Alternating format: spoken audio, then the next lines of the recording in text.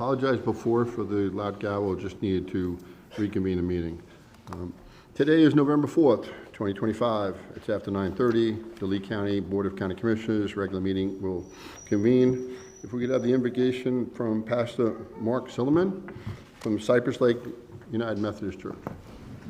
Thank you, sir. Will you join me in prayer together? Gracious God, we come before you with hearts grateful for the opportunity to serve in this community. Almighty God, bless the leaders gathered here today. Give them wisdom and clarity. God, grant them patience to listen carefully, courage to act justly, and compassion to consider the needs of all who call Lee County home.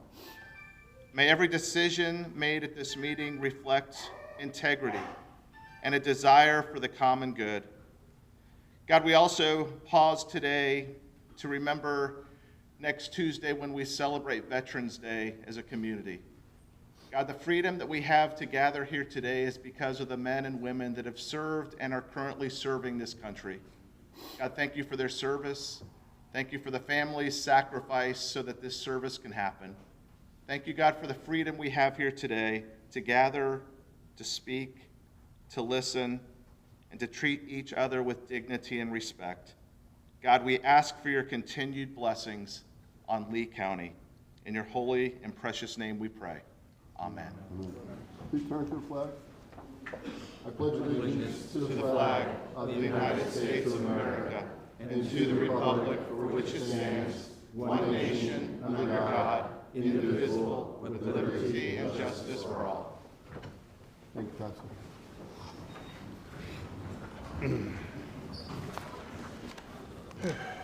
Okay, we have 5 presentations. The first one is the Pet of the Month. Commissioner Pendergrass. Thank you, Chairman. If I could, Pablo, I think I heard an excited person back there wanting to come up here and visit us. I wasn't able to meet the Pet of the Month today before our meeting today, but who we got here today looking for a home? This is I Laz. have to say, if you attended the last few meetings, all the pets in the last few meetings all been adopted. Yes. So, Yeah. Oh, that's good. Yeah, this is Laz. He's a 4-year-old German Shepherd. I'm sure you heard him in the back. He wanted to play with all the canine friends that are back there. He's quite dog friendly, and so he wants to play with everybody. so any exciting, and we had a good Halloween. I'm sure we're going to get a bunch of black cats now after Halloween now. We do. We have actually, we are still filled with cats right now. So if you want to come on out and adopt, we are waiving adoption fees again. Kid season has not stopped. So basically, there's no fees at all to adopt a cat right now, Animal Service. Just need an approved application. So come on out. We are, like I said, still filled with cats and kittens at our place. Do we still have hundreds of cats down there? Yes, we do. We are. Okay, so we have hundreds of cats and dogs, and if anybody's looking for a pet, Yep. please use our services. It's your county animal services, and we provide, free microchipping too, I believe, still. We have microchipping is $10 right now, Monday through Friday. You do not need an appointment, 8 to 4. Just stop by. Best thing you can do for your pet, for responsible pet ownership. Next Saturday, the 15th, is our Pet Fest. That is our biggest event of the year. We actually have no vendor spots available. Happy to report that every vendor spot is full. So, and you can get pet photos with Santa and the Grinch this year. So.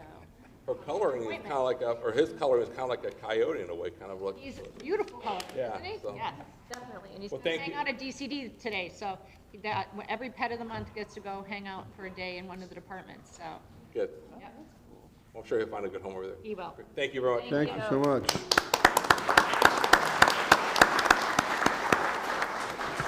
Thank you, Chairman. No problem. The second proclamation is Lung Cancer Screening Awareness Month.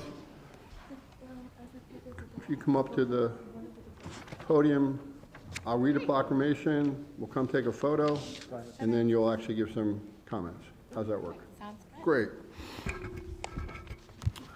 Proclamation reads as follows. Whereas lung cancer remains the leading cause of cancer-related deaths in the United States, was estimated of 124,730 deaths in 2025, according to the American Cancer Society. Whereas early detection through low-dose computer tomography screening can reduce lung cancer mortality by up to 20 to 25%. And whereas, despite medical recommendations, only 10 to 15% of eligible individuals are screened for lung cancer every year, leading to late-stage diagnosis and lower survival rates. And whereas expanding access to lung cancer screening and raising awareness of life-saving benefits are crucial to reducing mortality and ensuring that all eligible individuals are screened and diagnosed as early as possible in more treatable stages. And whereas Naples Cancer Advisors, along with healthcare providers throughout Florida, is dedicated to guiding patients through lung cancer screening process, from the risk assessment to the early detection to diagnosis to treatment and ongoing support, all at no cost to the patient. Whereas increasing access to screening and ensuring that all eligible Floridians are informed of their risk factors are essential to improving early detection, reducing the burden of lung cancer, and saving lives across the state. Now, therefore, be it resolved, the Board of County Commissioners, Lee County, Florida does proclaim the month of November 2025 as Lung Cancer Screening Awareness Month, signed by myself, November 4th, 2025. Thank you.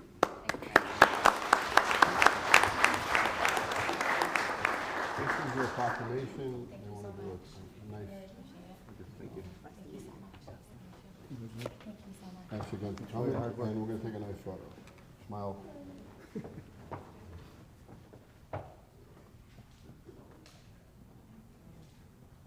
Thank you.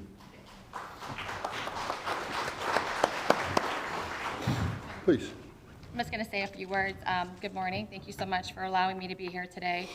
I'm here on behalf of everybody that's been affected by lung cancer, family and patients, really specifically here in our counties, Lee and Collier County. My name is Nikki Adia, and I'm honored to stand here with you, shining lights on this important initiative. Lung cancer remains the leading cause of cancer deaths for both men and women, and I'm sure most of you here did not know that. Taking lives, more lives each year than breast, colon, and prostate cancers combined. Pretty alarming. And right here in Southwest Florida, we've seen how the toll it takes on families, neighbors, coworkers, and nearly every one of us knows somebody that's been touched by this disease. But there's hope. Early detection saves lives through low-dose CT screening. We can find lung cancer in its earliest, most treatable stages. Lung cancer can affect anybody with a set of lungs, even non-smokers. By signing this proclamation today, you're not just recognizing this disease, you're sending a message of hope, awareness, and compassion to our community. You're helping remove stigma, spark conversations, encourage people to get screened.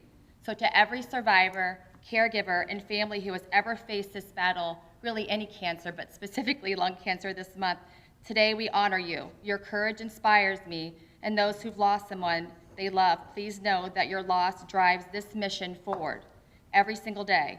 Thank you to all of you and your leadership and compassion for doing this. And I just wanted to say a little something. So I was speaking to somebody earlier today, Pamela, and lung cancer is the leading cause of cancer deaths. And the reason you don't hear about this is because the doctors don't have the chance to talk to you about it. When you go in for your screening, you go in for your physical every year, they talk to you about your colonoscopy, your mammogram, your pap smear. Lung cancer is the leading cause of death, and they do not have to talk to you about it. And it's really not that they don't want to, it's just there's these things called the HEDIS guidelines. And these guidelines have to be followed by Medicare, okay? And again, despite the fact that lung cancer is the leading cause of death, those guidelines do not have to be followed. So what I'm doing is I'm advocating for everybody that is eligible for a free lung cancer screening, eligible meaning you have to be between the ages of 50 and 80 years old.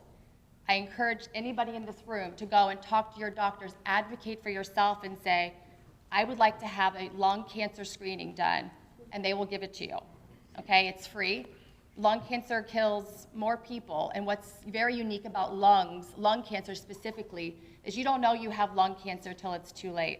You're usually symptomatic. Your lungs do not have nerve receptors, so you end up, when you're short of breath, when you're coughing up blood, when you have the pain in your back, is when you are too late. I lost my dad in 6 weeks from lung cancer by the time he found out. I've lost 6 family members to lung cancer, which is what kind of drives my advocacy for early detection. So, and any type of preventative thing you can do, whether it's breast, colonoscopy, lung cancer screening, I encourage you to do so because early detection and early interventions saves lives. And as a community, and you guys acknowledging this, it's going to allow our community to be proactive instead of reactive. Thank you so much. I appreciate it. Thank you very much.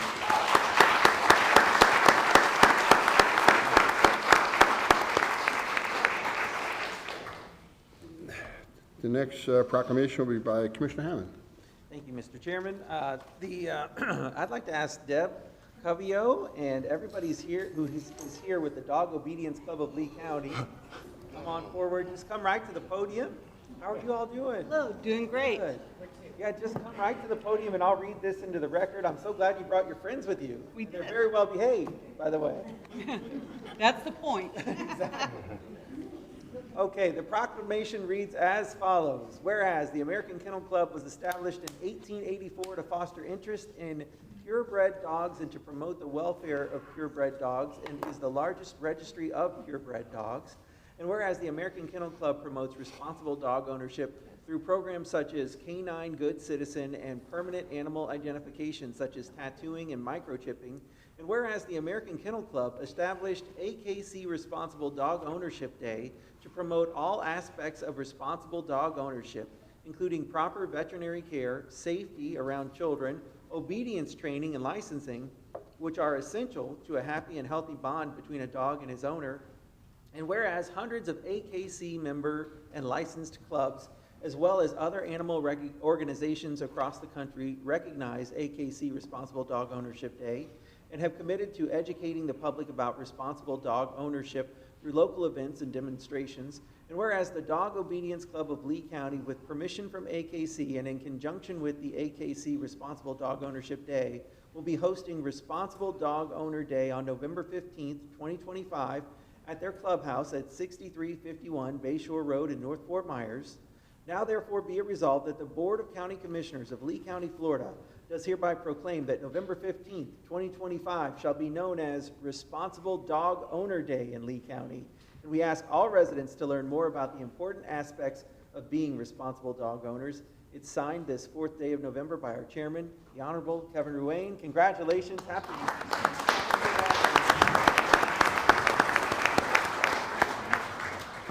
I'd like to present this. Hold up, we'll get a picture together. Deborah, nice seeing you back again. Deborah, good to see you. Nice to be here. Hello. Now, we can print another one if the dog eats your homework or your proclamation like it always did for me. They don't do that. I can't mind just chip it back. You sure?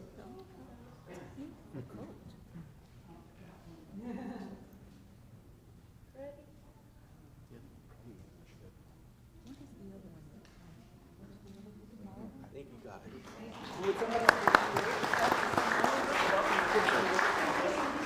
Thank you.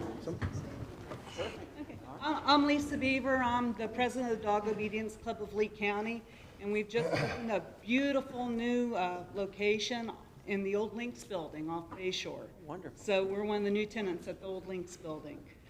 We teach classes for beginners and Star Puppy and Canine Good Citizen, but we always also have rally and obedience, competitive obedience, and scent work and tracking and a wide variety of things. In fact, later today I'm going to be teaching healing dance party. It's a lot of fun. So the dogs have fun, we have fun, and that's really the whole point of dog training these days, is to develop that cooperation between dog and person. So we have great relationships with our dogs, and we have fun together. So if you want to join us, just Google Dog Obedience Lee County, and our website is doclc.com, and you can sign up for classes, and we have a few classes open now. Perfect. Thank Okay, you guys thank very much. Thank you.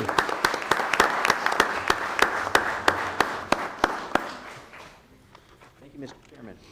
Thank you, Commissioner. The next proclamation is by Commissioner Mulligan. David. All right, thank you, Mr. Chair. Good morning.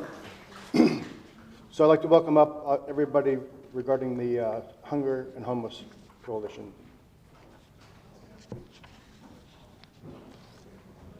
I'll read the proclamation, we'll take a picture, and then you can say a few words. I think you got a few A people. large coming up. contingency here. Got big farms all over the place there.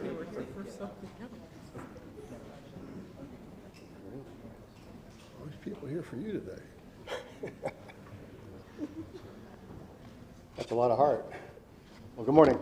All right, so proclamation. Whereas hunger and homelessness continue to be serious challenges for many individuals and families in Lee County and across our nation. impacting the health, safety, and stability of our communities. And whereas the month of November has been designated as Hunger and Homelessness Awareness Month, a time to bring attention to the pressing needs of our most vulnerable neighbors, raise awareness to the causes and conditions of poverty, and inspire action towards solutions.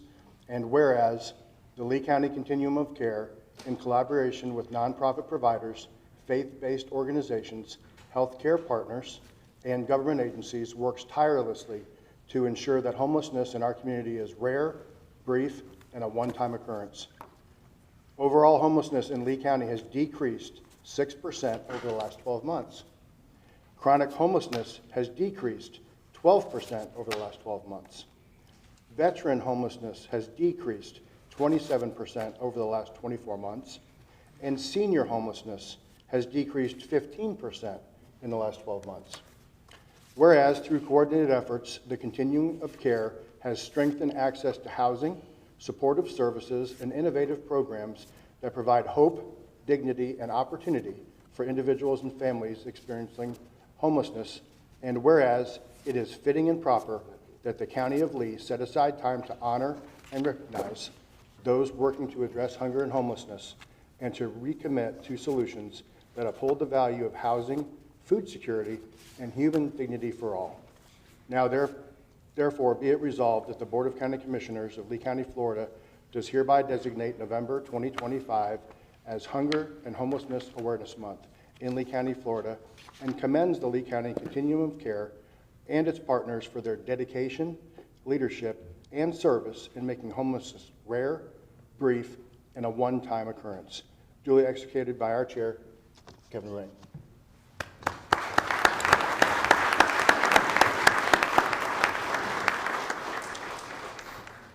Thank you very much. Thank you all. Appreciate it. That's funny, yeah.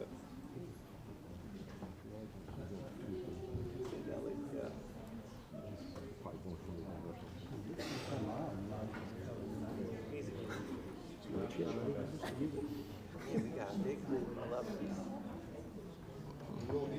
Yeah, yeah, absolutely. We're going to take the picture from upstairs. Oh.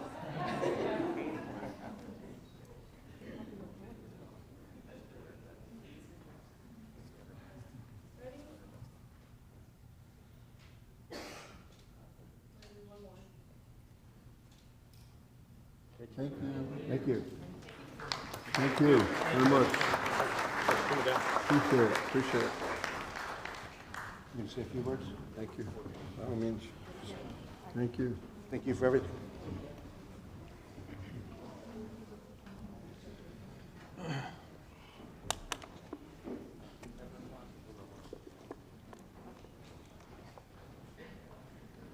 Morning, Commissioners, Mr. Chairman. For those that know me, know that brevity is not one of my strong points in speaking, but I'll do my best this morning. Here's why the proclamation by Lee County recognizing November 2025 as Hunger and Homeless Awareness Month is so important. Number one, it raises awareness and breaks the stigma. November is nationally recognized as the National Homeless Awareness Month and National Homeless Youth Awareness Month. And by issuing this formal proclamation at the county level, Lee County helps to shine a spotlight on the realities of homelessness locally, making the problem more visible rather than ignored. This helps to reduce the stigma that people experiencing homelessness often face. Number two, it drives community engagement and mobilizes resources. When local government officials recognize the issue, it sends a message that the matter is a community priority.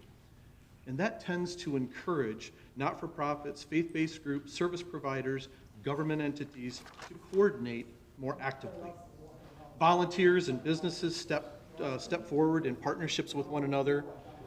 The public to understand ways to help by donations or volunteering. And, for example, earlier articles noted that on the month of awareness, local agencies are encouraged to donate food, clothing, and we've seen a lot of that in our community over the last few years. It also connects to a broader system and policy of action. Homelessness intersects with housing, mental health, substance use, employment, transportation, and disaster response. The Federal Agency, Substance Abuse and Mental Health Services Administration notes that Homelessness Awareness Month is an opportunity to emphasize how housing stability ties to health recovery and overall well-being. So policy planning, interagency collaboration, which equals health, housing, and social services, helps us to develop measurable targets, reduce homelessness, and improve outcomes for our community. Number 4, it reflects the local urgency and helps to tailor solutions. In Lee County, there are significant housing and homelessness challenges, as there are across our nation. For example, after Hurricane Ian, many survivors struggled with housing instability and were vocal about the need for proper housing aid. This proclamation by the Lee County Commission recognizes the urgency of our local situations as well, and a commitment to action. 5, it builds momentum and accountability. A formal proclamation creates a platform. It defines timeframes, the month of November in this case. It sets a tone of commitment by our community, and it gives service providers and the public an anchor for events. And lastly, it sends a message of humanity and community values. Beyond the policy and technical reasons, a proclamation has a symbolic value. It reflects the moral and civic choice to affirm the dignity of people experiencing homelessness, to reaffirm that everyone has a place and deserves support. It helps to foster a sense of community that we, local government, residents, service providers alike, are responsible for one another. I thank the Commission this morning for taking the time to read and recognize November 2025 as Hunger and Homeless Awareness Month in Lee County. Thank you.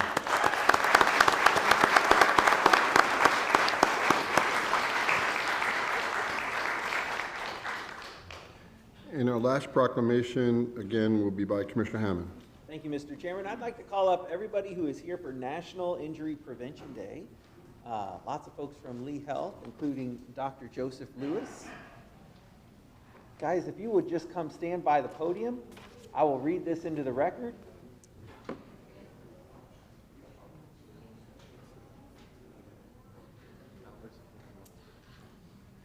And while they're coming up, you may notice that the historic Lee County Courthouse is illuminated green at night. That is in honor of National Injury Prevention Day. Great. Yeah, very exciting that we can do that. And folks, thank you so much for joining us. I'll go ahead and read this proclamation into the record.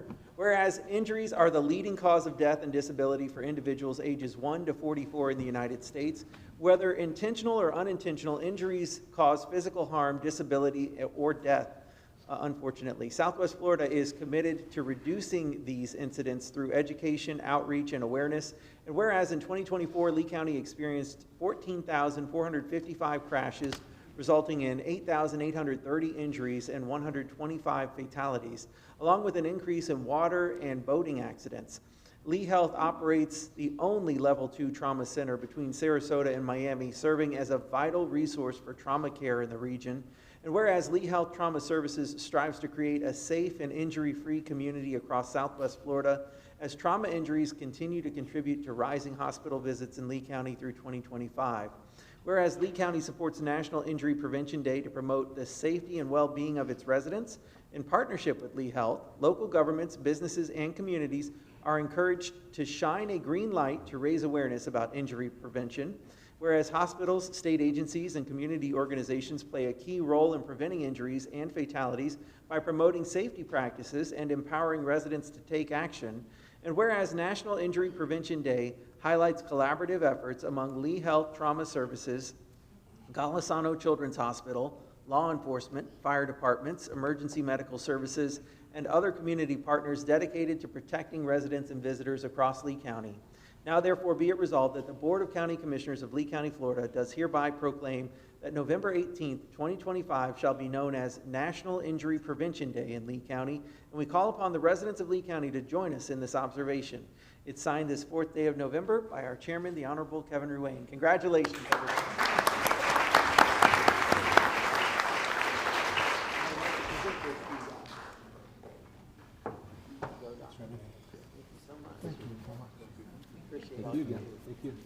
Thank you so much. Appreciate it. Thank you. Thank you very much. Bringing everybody in. Appreciate Nice to it. meet you, Thank you. Ryan. Thank you. Nice to meet you. My pleasure. Thank you. Nice to meet you. Appreciate it. Thank you all.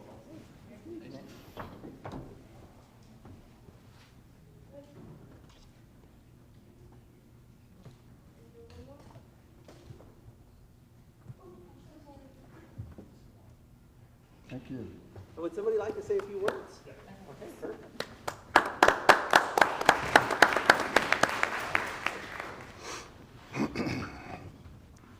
I'm Dr. Lewis. I'm one of the trauma surgeons at Lee Health. Thank you for acknowledging National Injury Prevention Day this November. As the region's only Level 2 trauma center, Lee Health has a unique opportunity to educate, lead, and enhance our impact in Southwest Florida. Lee County's commitment to reducing traumatic injuries is crucial to our shared goal of keeping the community safe and injury-free.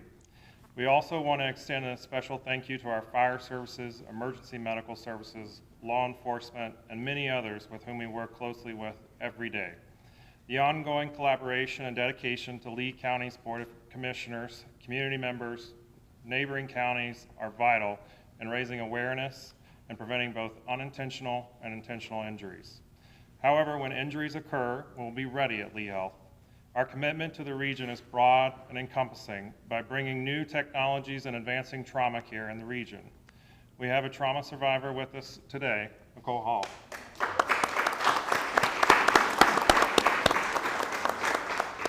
She is not only a member of our community, but an incredible human and a prime example that the will to live in the face of life-altering trauma. Through the efforts of hundreds of people, she is here today with us. It took a community of talent inside and out of the hospital. Her kindness, advocacy, and warmth is now a light of hope when tragedy strikes, as she volunteers her time at Lee Health as one of our trauma peer mentors. Lee Health's commitment to serve our community as we live and work shoulder and shoulder with you. That commitment starts with preventing the trauma before it happens. Thank you again for recognizing National Injury Prevention Day, and also just a special reminder from me, if you think you could die from doing something, just don't do it. There you go.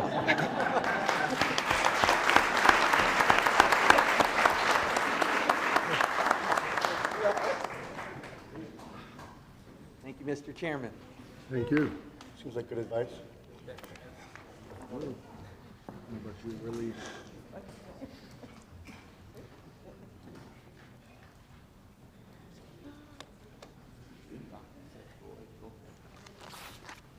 We'll wait for some people to leave the gallery. Everybody's welcome to stay, but if you came for your proclamation, feel free if you'd like to stay. If not, you can gladly leave.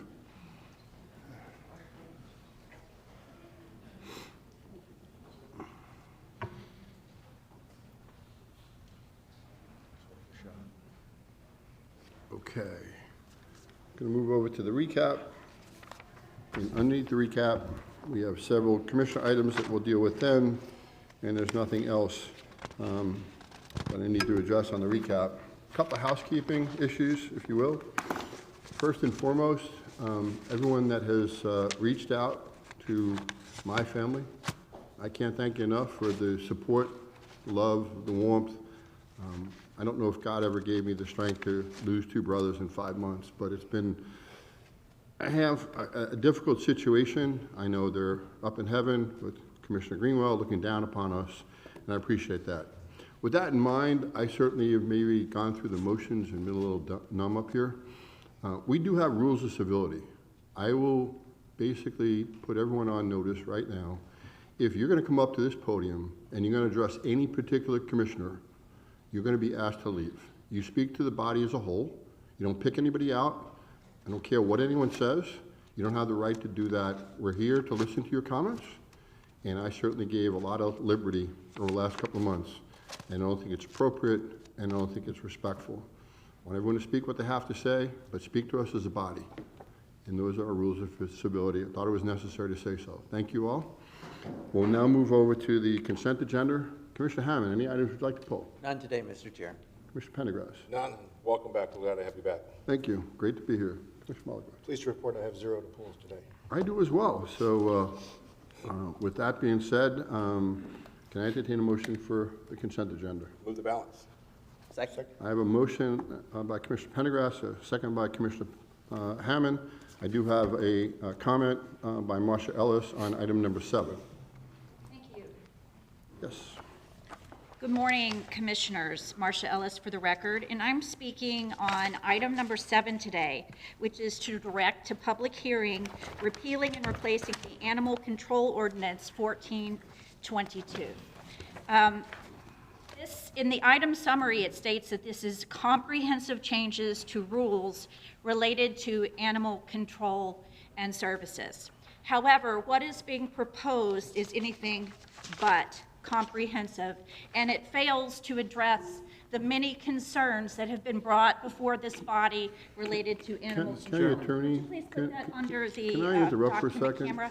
Your comments about our public hearing date, nothing about the item itself. We'll have that the next meeting. You can give all your comments you want. No, Am I correct? I'm sorry, sir, but it is attached Am I as an correct? item as part of the supporting documents, and I would like to be able to give comment on that, sir. Mr. Chairman, the item before the board is to set the public hearing. Speaker's comment should be directed toward the agenda item, which is to set the public hearing. Thank you. Yes. So I am bringing forward the, if you could please get that up on the Ma'am? document camera. Ma'am, Mr. the Chairman. county attorney's ruled, I've made my opinion. You want to be disrespectful, and I'll ask you to leave. So, sir, I am asking that this item be tabled and it not be scheduled for public hearing so that the public can be involved. So I'm asking for this to be Turn the mic off, tabled. too. Thank you. I'm sorry, but I think I have a right to ask for the item to be tabled as part of the public hearing, because the public and the folks would like to. You'll get an opportunity for that. Thank you, Mr. Chairman. Item to be tabled so that the public can be involved in the ordinance before it is brought forward in public hearing. You should be ashamed. Civility. I will trust that.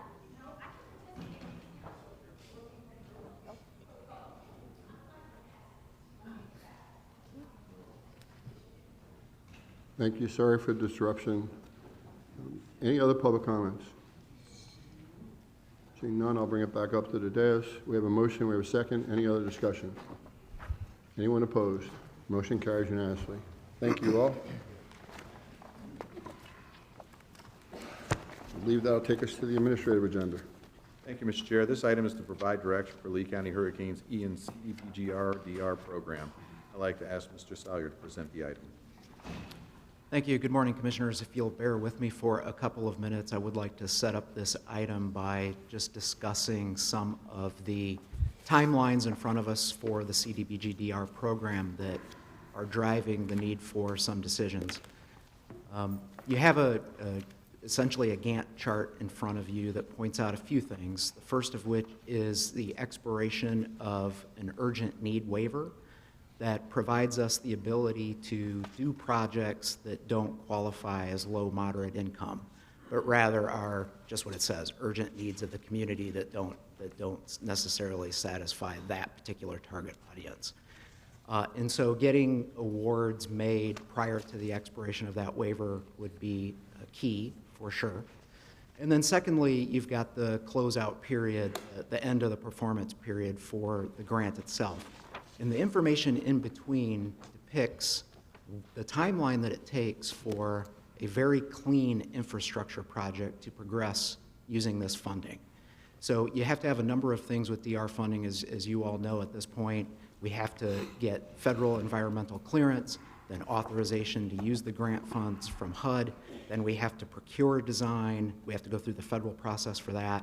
Once design advances enough, we can procure construction, and then, of course, the construction phase itself. And so these projects can be a little more lengthy than something that we do with, say, general fund, for example.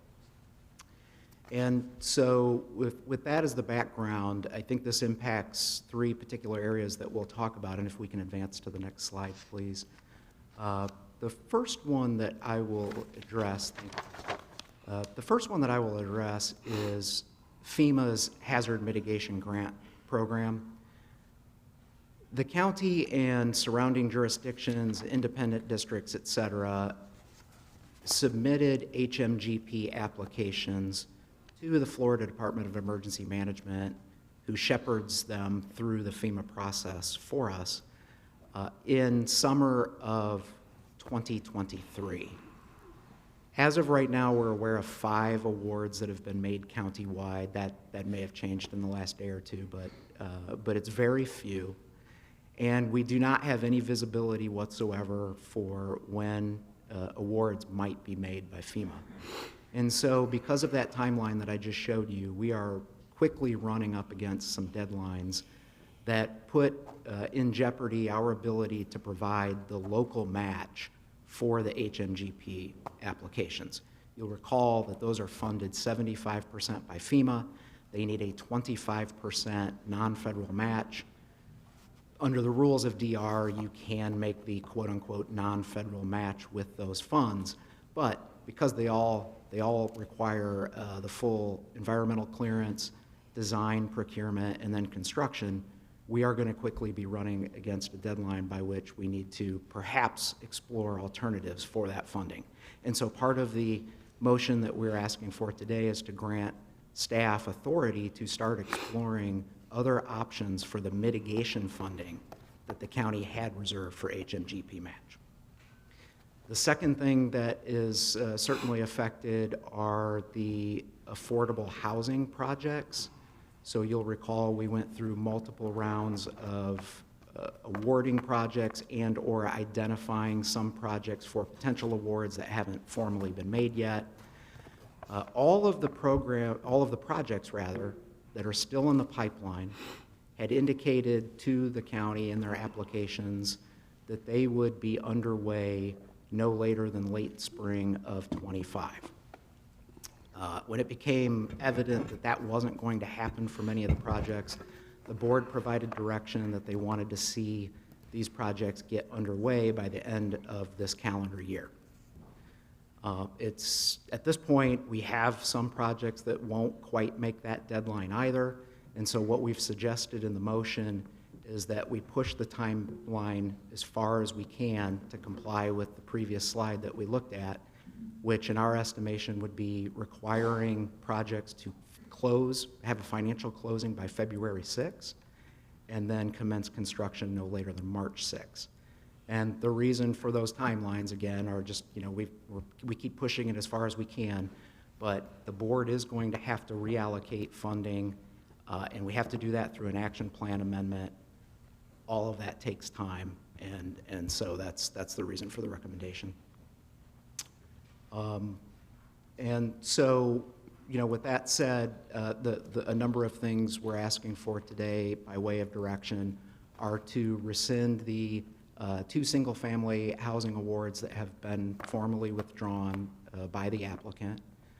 We would like to repurpose $10.5 million of the lapsed funding to critical public facilities and infrastructure so that we can increase the award to those projects you see on the far right of the screen.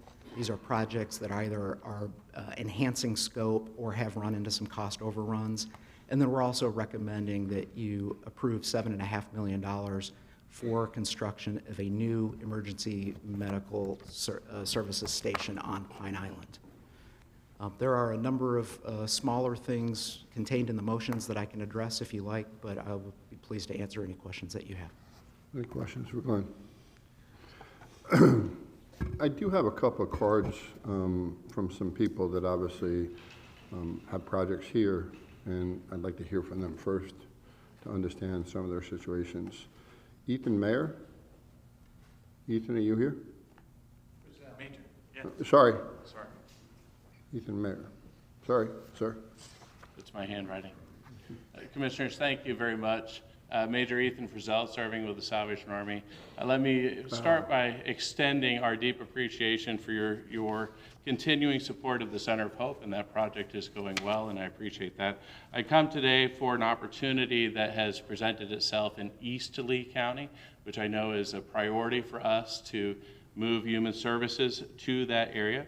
There's an opportunity to acquire a property with renovations for $1.5 million. That would allow the Salvation Army to extend and collaborate with Collective Impact Human Services to the residents of East Lee County so that they may have the same services and quality of services that we're able to provide on the coast. This would work in conjunction with the new Center of Hope, maximizing both the transportation and collaboration used in Lee County for the benefit of our citizens there.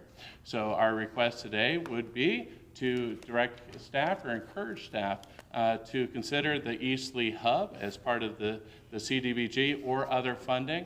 And let me encourage and thank the staff. The staff has been very helpful. We have been looking for a property in East Lee for 18 months, including county properties. We know that properties are rare and hard to find. There is a property that is for sale, which means it has a time limit on it. But we do believe that this would meet the needs for the Salvation Army to deliver the continuity of services for East Lee citizens. Thank you. Michael Allen?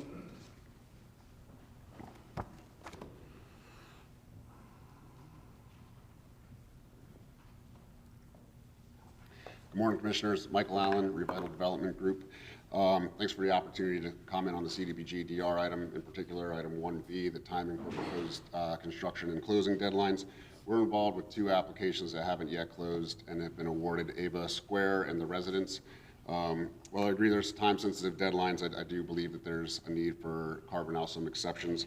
For example, some of the other projects that are using additional HUD subsidies often takes a little bit longer, such as the Housing Authority, and then a couple others that I'll touch on here. Our development in Cape Coral, Ava Square, 121 units for seniors. We're looking to close March 2026, just a matter of the process with Florida Housing and their bonds. We need board approval, which we're scheduled for the December 12th Florida Housing board approval, and then with the time of the year in their pipeline, that are signed council in January to start the process for closing docs on the bonds. Other than that, we have the Residence 2, which is a proposed 140-unit development adjacent to the future Goodwill headquarters. With that, what makes that project special is there's 35 units dedicated in perpetuity for individuals with developmental disabilities. And it's certainly a unique and challenging project, as they often all are with that permanent supportive housing, but we're looking to close mid-2026. During the October 2024 evaluation meeting, we disclosed that it was in the early stages, probably the furthest behind of all the applications. It was a concept at that point. It was selected by the committee, subject to agreeing on a timeline with the county. We asked for several months, at least four, for our agreement to reflect that date. We asked for comments within 72 hours. We provided it. We haven't yet received anything. We didn't receive anything follow-up to that until September, which showed December 31st closing deadline that went out in a general note to all applicants. Immediately contacted staff, said that wasn't in line with the proposed schedule we've maintained. Not to say that that's any finger pointing or anything at anybody else, but I think staff has done a great job throughout in taking on this difficult task. But it was something that we talked about and have been transparent with our schedule. In addition to that, at that selection meeting, we said we could potentially use this to leverage the funds to get additional housing, which we were able to successfully do. In May of this year, we were awarded funds from Florida Housing to construct an additional 60 units, of which 30 more of those will be dedicated to individuals with developmental disabilities. That's 65 units of the 200 dedicated to individuals with developmental disabilities. There's not a project like that in the county. But as I mentioned, those permanent supportive housing units do certainly take some time. So I ask for your ongoing support, as you guys have continually supported us over the years in creating affordable housing here in Lee County, which we're truly grateful for, and providing us with a little bit of flexibility in our scheduling, because these projects are in permitting, they are viable, funding commitments in place. We're just going through the time in the process. Thank you. Anyone else?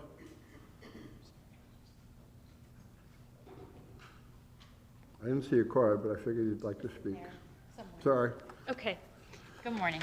Good morning. Marcia Davis with the Housing Authority of the City of Fort Myers. Thank you. Again, I ditto what Michael Allen has said. Thank you so much for your support and how meaningful this has been to adding and rehabbing additional affordable housing units.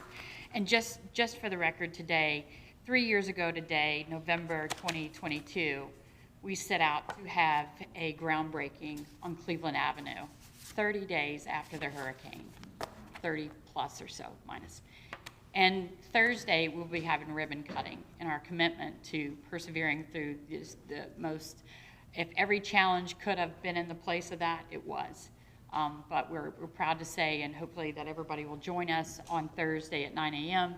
to welcome 92 more units of affordable housing, mixed income, and also some new commercial space that we've just acquired, a lease with Foxtel Coffee, which I think is a little fancier than Starbucks. So looking forward to that and being a great addition to Lee County. I do want to talk about our projects in rehab, if I can break it up into rehab. We have one that has closed, which was Broadway, but we have 3 remaining. Landings at East Point Place, and Renaissance Preserve. All of those are rehab projects that we had put in, and they are existing tax credit deals, which requires Wells Fargo, investors, RBC, HUD, a number of approvals to make sure that we can put additional loans on these projects. The final say in that is Florida Housing Finance Corporation, which has assigned a credit underwriter and is going through that process that has to approve the loan documents that the county is, I believe, going to get to us today from an email that I received early this morning. So at the very best of Florida Housing Finance Corporation giving approvals for those would be March 2026, because their only existing board meetings that this could be placed on would be the end of January or the end of March. And the likelihood of getting the end of January is impossible because of all the deals wanting to close. So we are requesting that. And the third thing of that is we are required to get HUD's approval. The same HUD that's given the CBG funds, we have to get approval on that side of the house. And beyond our control of nobody being at HUD today, we're certainly at their mercy of gaining their approvals and want to, have a little bit more time to get around that. We know that we're going to meet these deadlines. We know that we are going to rehab and we're going to have the beneficiaries to meet all the requirements of CDBG DR in the timeframes that Glenn has outlined in his presentation. So I would ask for additional time in those rehab projects. And then our last one is Horizons Owner, which is the new Horizons off Boy Scout in Summerlin. It's in the process of being demolished and ready to go. We were anticipated closing in the end of this year. However, because it has $49 million of bond allocation of 2026, we have to wait till after the first of the year to close on Horizons. So that is a $90 million project, in which $20 million of CDBG DR funding. We're at the mercy of waiting to the first of the year so that we can use that bond allocation, that's from Lee County Housing Finance Authority, as well as having a subsidy laying review. And that means HUD has approved putting vouchers on units. Again, nobody's at home at HUD right now, but they are working on documents. I did receive a call before I came this morning from headquarters that they were going to try to push with the few staff members that they do have in Washington to try to push subsidy laying reviews. Not to get so much in the weeds, and I apologize, but it's very important that I can't close on certain things until we have HUD's approval. And even our county documents, loan documents, have not came to you yet. And so I think with that timing, still, we're going to need till after February 6th, which has been set here, because I'm not aware of when HUD is going to reopen. I'm hoping, praying that we can get this done, but everything is teed up. And the way that it reads now on here, the direction is that it would be rescinded, all of these. We have millions of dollars leading up to these closings that would just go poof. And I just urge you to make a decision and to have us, obviously me and Michael Allen, that we're committed to here and bringing these projects home. We just need the extra time given all the other approvals that we're required to get. Thank you so much. Anyone else would like to speak on this topic? Come on up, sir. Sean Smith, Tampa, Florida. So I'm one of the developers as well that has a project that's awaiting closing. And kind of to the point that Michael and Marcia made, My project is one of the larger ones, 288 units. So, we had to go to Florida Housing to get our bonds, right? Lee County didn't have the capacity to fund some of these larger deals. And so, to their point, we're all kind of at Florida Housing's mercy. Now, we do think that we're going to meet these timelines. In fact, as of right now, we're scheduled to close by January 15th. So again, we don't think that it's an issue. I just think that kind of the language there about, automatically rescinding those awards, when again, there's some of that stuff that's not at our control. But we're doing our best to, be in control as much as we can in terms of the Florida housing financing. So that was just my point, What was the name of your project again, please? Reserve at Eastwood. It's on Ortiz Ave. I just want to make a note of it on my list. Thank you. Yes, sir. Thank you. Anyone else that'd like to speak on this particular item? Okay. Bring it back up here to the dais. Gentlemen, I certainly met with Glenn and Dave to go over these dates. At the very least, I want to try to make sure we try to be reasonable in some of the situations that are presented before us. Michael Allen, certainly I respect a great deal. He had the privilege of getting IRMA funds in doing a project, so kind of familiar with this. He walked me through last evening the process he goes through. He'll go to Florida Housing Corp, get approved in December. He then has to go collateralize that approval. It'll come in January. He then comes and goes to a particular closing with us. The issue that you have is that some of the timeframes may be a month or so off. I think it's imperative that we try to have as much flexibility to get as many housing units as we can. The dates when they were presented to me as the chair seem reasonable until you have real live examples of how some of the issues we may have. I certainly have listened to both speakers and the last as well. It's just, I guess I'll turn to Glenn to see what type of flexibility we have. I would hate to see us miss something because of some of the unusual situations. And I understand we're potentially trying to balance having as many units as we can and potentially having the award or part of the award be returned because we didn't spend the money. It's a delicate balance that we're trying to walk, but I also want to try to give the greatest flexibility, especially to people that have real life experience in doing this. This is our first run through this. And listen, I would rather learn from people that have more experience than us, and Glenn's done a phenomenal job. But that's kind of how we got to where we are today, and some of the dates I respect. Just want to kind of have that. With that in mind, Glenn, I'll open the floor to you. Yeah, thank you, Mr. Chair. If I could just address a couple of issues. These are all great projects, absolutely. It is a fine balance here to try to meet the various timelines that we face.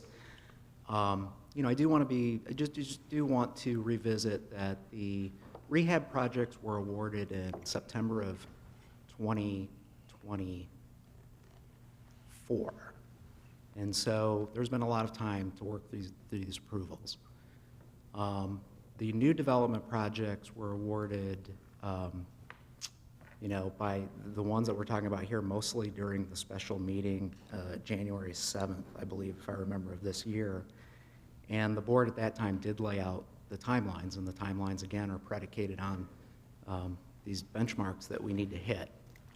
I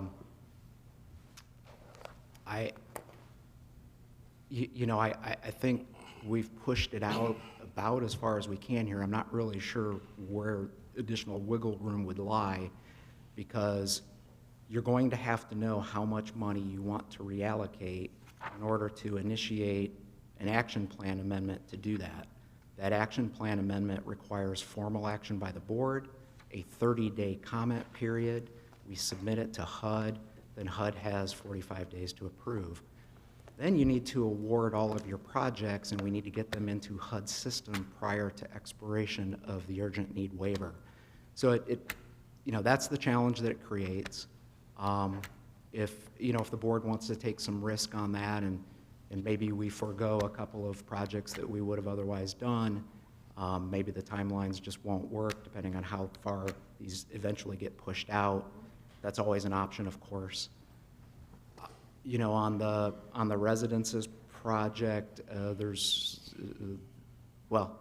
I'll let the developer speak to the funding commitments that they do or don't have, but it's hard to recommend going beyond the timelines that we've laid out, Commissioner. I guess that's the bottom line. Follow-up question, Glenn? Yes, sir.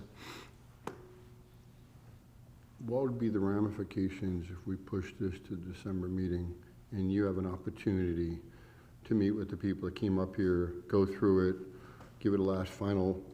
Would we put anything in jeopardy? And I'm not asking to do anything other than, let's just triple check. Yep. Dates, triple check what these applicants are, see if we have any opportunity whatsoever. I just would want to make sure they understand we've given their best effort, we've presented everything we could to them, and if we're not going to have any injury as a result of moving this, I think that might be a remedy that makes some sense, but that's just my opinion. If I may, Mr. Chair, we absolutely have that available to us. I had a question. We heard the Major Day from the Salvation Army speak. I know that's a timeline issue. They're purchasing that property. Would that timeline change anything on that one item as far as that goes? Another month? Commissioner Pendergrass, if the board's inclined to follow the chair's suggestion, I would ask that you pass the remaining balance of the motions so that we can move forward everything else. With respect to the Salvation Army, it's not included in our staff recommendations, so that would be a board-initiated item. I think you'd have to talk to them about the timelines. So I had a couple of questions, if you don't mind. Can you put this timeline, Gantt chart back up? No? Can we go back to the prior slide, please? Depending on the status of a project, if it's in design or it's in permitting, some of these jobs may be farther. We're trying to back into a 2029 to make sure it's built and closed out. But a project might be more ready than another or take less time to build if it was smaller, let's say. So some of these example timelines may be more individual based. If we knew when you do your review with these potential target issues that just came before us, if we looked at that from the backing into the finish line rather than killing it at the front end just in case, I would appreciate that perspective, because a rehab isn't going to take 3.5 years to redo a roof, right? If it's got a blue tarp on it right now. It's those, the finish line is what matters most, correct?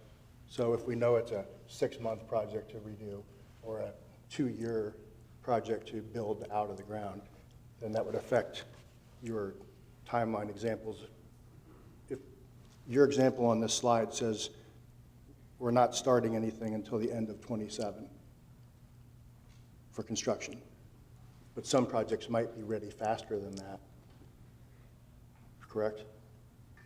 Commissioner, because of the action plan amendments that have to be made, the environmental clearances that have to be gotten, the authorization to use grant funds, and the federal procurement process for design, that is a pretty accurate portrayal of when projects would start construction. Now, to your point, some of them could potentially be constructed in less time than what we've allowed for there. Yes, absolutely.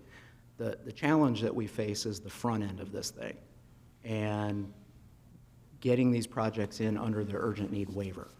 So it's the commencement of the projects that are key. In terms of the housing rehabs themselves, if you want to carve those out, I would say if they can get the approvals that they've been pursuing now for a year and a half, they can absolutely get those constructed well in advance of the closeout period. I don't think that's a risk for the rehab projects. It's only a risk if you wanted to otherwise reallocate the money. And so, carving out the rehabs is an easier proposition for sure. I hope that answers your question. It's a multifaceted. Somewhat, yes. So just a quick follow-up. Sure. The one gentleman just spoke, Mr. Allen, I believe, said he was in permitting in the Cape.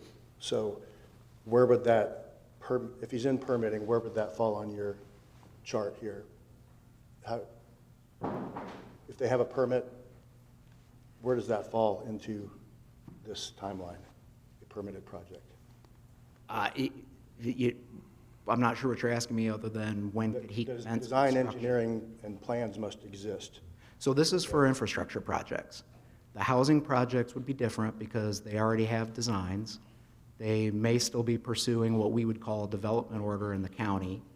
And so I think you're asking a permitting question about the city of Cape Coral and when he'd actually be able to commence construction even if he has the funding. I thought this slide was to represent a housing project. No, sir. This is what we're trying to show you that why it's urgent to get infrastructure projects going if you're so inclined to do that. This is the amount of time that a clean infrastructure project would take to get from start to finish under the federal process. And it is a representative example, so to your point, it's nuanced. Not every project's exactly the same. We're just trying to give you a representative average to show that, you know, once we pass that urgent need waiver expiration, one, those projects are more difficult to even get approved, but two, you're really running up very closely against your ultimate deadline of closing the grant out. No, I'm sensitive to a deadline, and I don't want to be reckless with this, but rather than seeing automatic rescission being in the motion, I'd rather see it come back to us by end of January or February, first part of February, to say where do we stand right now and make that call in the future, because I don't think we have enough information right now to prejudge what we're going to pre-approve 3 months from now. The reason why I put the suggestion and wanted Glenn's opinion is I want to make sure that every project we have goes through one more opportunity to interact with staff, to understand it.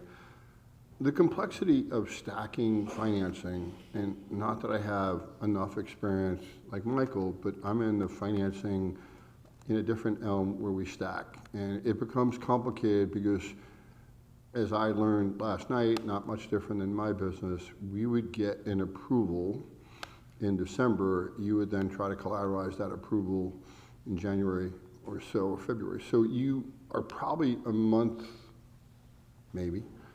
And I just want to make sure we cross every T and dot every I, because the alternative, gentlemen, is we're going to have to pivot hard and reallocate these funds from housing to mitigation or infrastructure or something of that line. So we no longer can build units.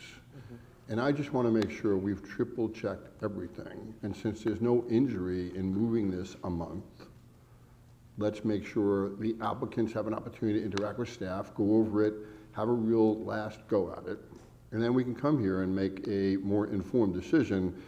But I feel remiss not to mention that I received calls last evening about some projects, and having been involved in setting these deadlines, I didn't have real life examples to compare the deadline to and what's potentially at risk. And if we're not doing any injury to us, what's wrong with waiting till the December meeting?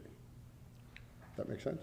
Yeah, may I, Mr. Chairman, I like your recommendation that you're talking about, and I don't really have any heartburn over it. So if I just to clarify, so I make sure I'm understanding it right, it's really this Part B of the motion where we would establish final deadlines for affordable housing activities, providing for automatic rescission of any award for a proposed development or preservation project that does not close by February 6, 2026, and does not commence construction by March 6, 2026. That seems to be the part that you're narrowing in on, that you'd like to revisit those deadlines, or at least revisit the projects that have come to our attention today to make sure there's no ability for them to... Is there any way to put that slide up? Yeah. Can we put that slide back up? Slide. The next slide? Yeah, go to the next slide, please. And then while you're going to the next slide, Glenn, may I ask a question? What would we not be able to do after the urgent need waiver expires that we are able to do now? Why? Can you just kind of, in a quick paragraph, explain why that's such an important point? Yeah, it's almost like we have an easy button to do non-low moderate income projects. And at this point, you do have a pretty robust pipeline of potential facilities and infrastructure projects, most of which do not qualify as LMI benefit. And so it allows us to do that. There would be alternative methods to pursue some of those, probably not all, some. But the additional time that takes, then we've got real problems on the back end with the performance period for the grant itself. Okay. Just a quick thought. I actually think our ideas are the same. I mean, we're in alignment on the master plan. The only reason I asked for a little more time than the December meeting into end of January was because we don't have any predictability with the government shutdown right now. That's a wild card that the applicant can't predict if nobody's at the office today. So I was trying to ask for the same idea that you had, only with the very limits of flexibility to be respectful of the federal government shutdown. Along those lines, Glenn, do you know if there may be any potential flexibility considering some of the injury caused by us is the federal government being shut down? And would they recognize that they've been shut down for 60 or 90 days and perhaps give us 60 or 90 days at the end of the project? Good point. It's a great question, Commissioner. I don't know the answer to that. For nothing else, I think what you have in front of us, except the set of the final deadlines, makes sense. I just have some heartburn in making a final decision today, because maybe the government opens up. Maybe we could have some more clarity on that. We also give the applicants an opportunity to revisit with you, bring all their latest information up, and we could make as current a decision as possible. That's kind of where I'm at. Yeah, That make give sense? us 90 days ahead of time. So to your point, Commissioner Hammond, the set final deadlines we would remove from the motion? Yep. I think I don't have any objection to that right now as it's laid out. You say we would have the time to perform that review without causing any real danger? Yes, sir, as long as, and you can tell us if you want us to come back in December or January, whichever. We just wanted to give everybody as much advance notice and visibility as absolutely possible to say the deadline's going to be pushed again one final time to X date. So however you want to handle that, we can work with it, absolutely. To try to go off of David's suggestion, Commissioner Welker, maybe January makes more sense. Yeah, maybe a second meeting in January, just because I know the first meeting in January is. We only have one meeting in January, right? Yes, sir. So, what we would, here is one, as we talk about it, one thing does occur to me. If we're not coming back until January with any additional recommendations, and the board does decide to stick with a timeline, either the one we've suggested or something pretty close to it, we're really going to have to approve loan documents at the January 20th meeting so that the developers can turn around and do their financial closings. But that's provided we didn't move these 30 days, right? Yeah, if you move it, then that's different. So. Just listening to what I have, if there's merit to what I'm hearing, and, Michael certainly has the most experience, it seems like the March deadline, and I don't want to put words in your mouth, Michael, but the March deadline would be a more realistic date of achieving your goal. And I'm seeing him shake his head. So I think we have a little wiggle room. I would like to do this in January, look at the dates, and we might say maybe, you have to close by March, and you have to have construction start by April, but not change the end time. Unless the government decides to extend that. And I'm tracking with you. I just want to, how would that affect the urgent need waiver then? Well, the challenge is we have to enter projects into HUD's system. And if you haven't reallocated the money via action plan, we don't have anything in a particular silo to attach to it, the project in HUD's system. We'll try to work it out with them.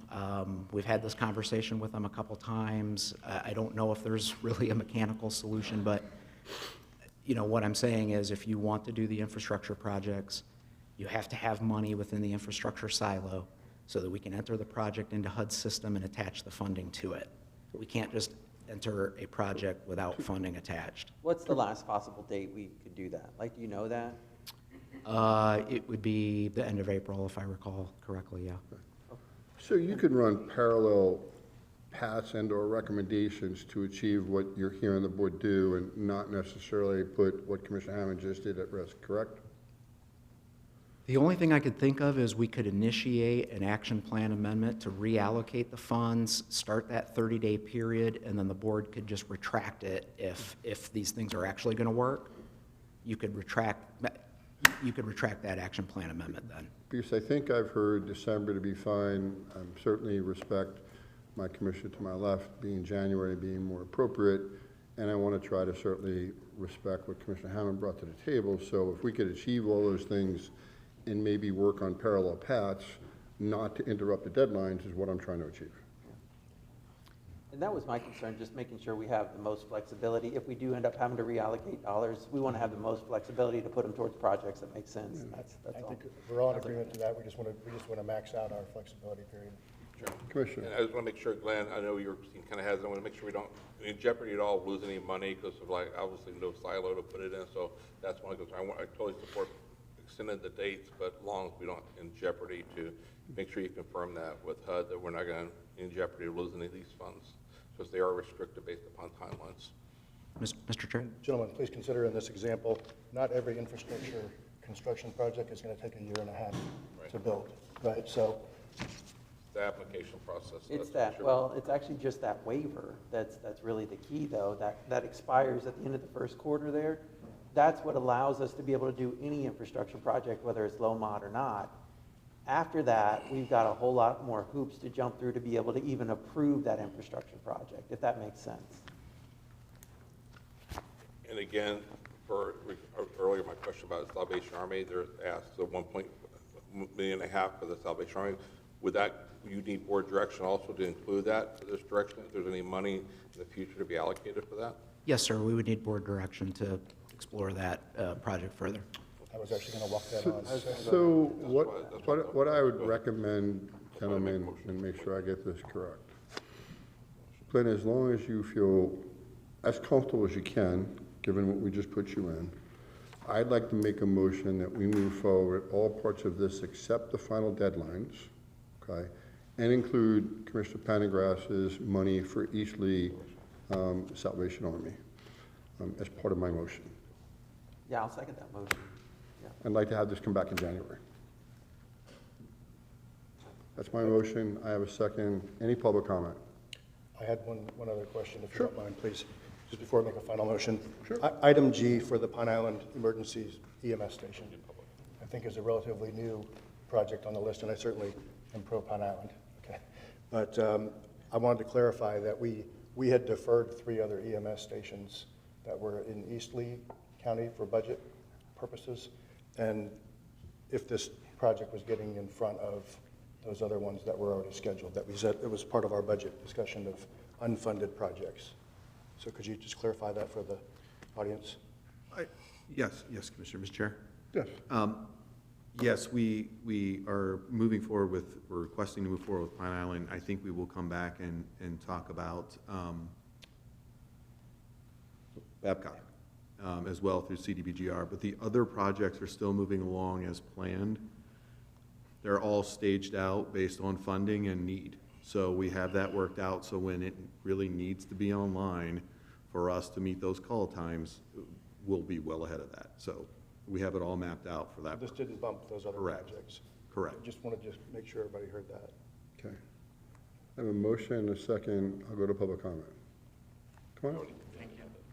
Huh? Thank you very much for that support. I'd just like to say, because that property is publicly for sale, can direction be given that we work together to figure out how to encumber that property so that we can give those who are selling to hold it for us, because there is a risk factor there that we might work with the staff to figure out and ensure that we encumber the property. I think the logistics, you can certainly have some time to work out with staff. That's all we're trying to make sure you didn't get excluded. Thank you. Any other public comment? Bring it back up to the dais. We have a motion. We have a second on the floor. Any other discussion? Anyone opposed? Motion carries unanimously. Thank you. Thank you, gentlemen. Good discussion. Item number, you know what? I'm going to ask for a refreshment break for 10 minutes. How's that?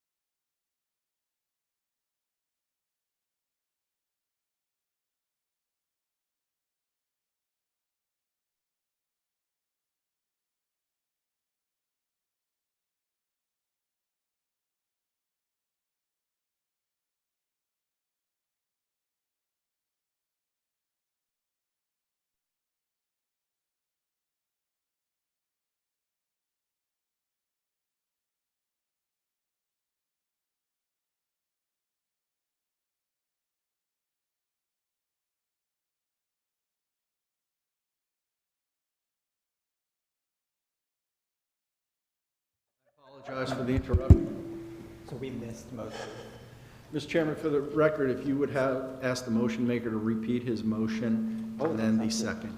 Yep. The audio was off at that point. I'm not playing games with you. Thanks again, and, okay, we have our microphones back now. So I wanted to talk again about the fantastic opportunity we have to get the ball rolling on the I-75 interchange with Del Prado for the residents of Cape Coral. We have Representative Mike Giambardo, who's a representative from Cape Coral, who wants to try to seek grant dollars for us to be able to start the PD&E study, the Project Development and Environment Study. And so my motion today would be that we add this grant request to our legislative agenda so that they can get to work and seek this grant from the state legislature this session. And I'll second that. Thank you. Motion and second on the floor. Any public comment? Seeing none, I'll bring it back up to the dais. Any discussion? Commissioner Hammond, thanks for bringing this up. As you said, we've talked about this before. Do we know, in the past, I know we've done the PD study years ago at MPO. I know we talked about it for years. We've been all lobbying, trying to get this done for the last 12 years. And we've talked about this in MPO. And I know I saw Don Scott's comments last in the news saying even if we had the money today, it was done, it would probably be 10 to 12 years. I was kind of confused on the news. They were showing alignment on the news. They said Slater Road, but they showed a map of Del Prado. So I know there was always a controversy in the past with environmental issues and the subdivision. So was it going to be Del Prado out to 75, or the study is going to determine the actual correct path? That's actually the point of a PD&E study, that you would understand what is the best alignment environmentally, project-wise for the community. So, obviously having an evacuation route to the north is critical for the people of Cape Coral. And certainly I've heard even some comments that, well, we should do Burnt Store Road first, and I definitely don't disagree with that. We should put everything we can into getting Burnt Store Road widened. However, in my time in government, I've learned that it takes forever to build roads. And the first step is to get this PD&E study done. And unfortunately, we just saw the PD&E for Burnt Store Road took up to 5 years. I mean, we've been working on that thing since 2020. So, yeah, unfortunately, it does seem like it could be a decade off before we've got shovels in the ground, but somebody's got to take the first step to get this project going, and I think that's the opportunity we have today. I was just trying to, I couldn't remember without going back and asking Don Scott. We'd done them before in the PD study in the past, so I was just trying to find out what the issues were, the alignment. Then there were some, I remember we had people protesting against the alignment because there were certain areas. So I don't remember what it was called, but I was just trying to remember why it didn't continue. But the main thing after we get the PD study in the next session is to get funding to help that road even get done sooner. Amen. And also get FDOT recognized. Before FDOT never would recognize the Tucker's Grade to the north, they would never say they would not need it. We all know it's needed. We all know the growth of Cape Coral to Lee County. It is definitely needed. So it would be great to see in the future that obviously the state and FDOT will recognize this in District 1 to say this is definitely a needed interchange in North Fort Myers. Yeah. Thank you for bringing it up. Thank you. Yep. No, congratulations on a great moment, and I'm proud to support this. We've been talking about this since Jim Zerkowitz gave my commencement address at 1984 at our high school graduation. So pleased to see the clock's got to start sometime. We've been saying someday for 40 years. So I'm glad it's today. Thank you. Motion second. No other discussion. Anyone opposed? Motion carries unanimously. Thank you, Mr. Pendergrass. Great. I'll just make some announcements. I know this week we had a lot of news stories happen, and one of the things I want to touch on, the Lee County Sheriff's Department. Obviously, we all want to be safe going into the holidays and everything, but I saw in the news story, and the first I heard about it when I saw the news story that they ran with the Lee County Sheriff's Department ran an Operational Candyman, where they arrested 68 arrests. 50 of those were now facing trafficking charges. Drugs received the value of $1 million. But I wanted to congratulate the Sheriff's Department, all the personnel. We see that story in the news. You see the personnel going into a search warrant at the house. You think, okay, that's the drug arrest. They're done. 30 seconds later, it's no big deal. That's months and months of investigation from the first initial contact from a resident making a contact to the Sheriff's Department saying, there's activity in this house. Due to that phone call, they start doing intel work. Then after the intel work, they do surveillance. And after the surveillance, they start getting probable cause to make those arrests. But due to that involvement, after months and months of work, they make the arrest. Then those people are intake.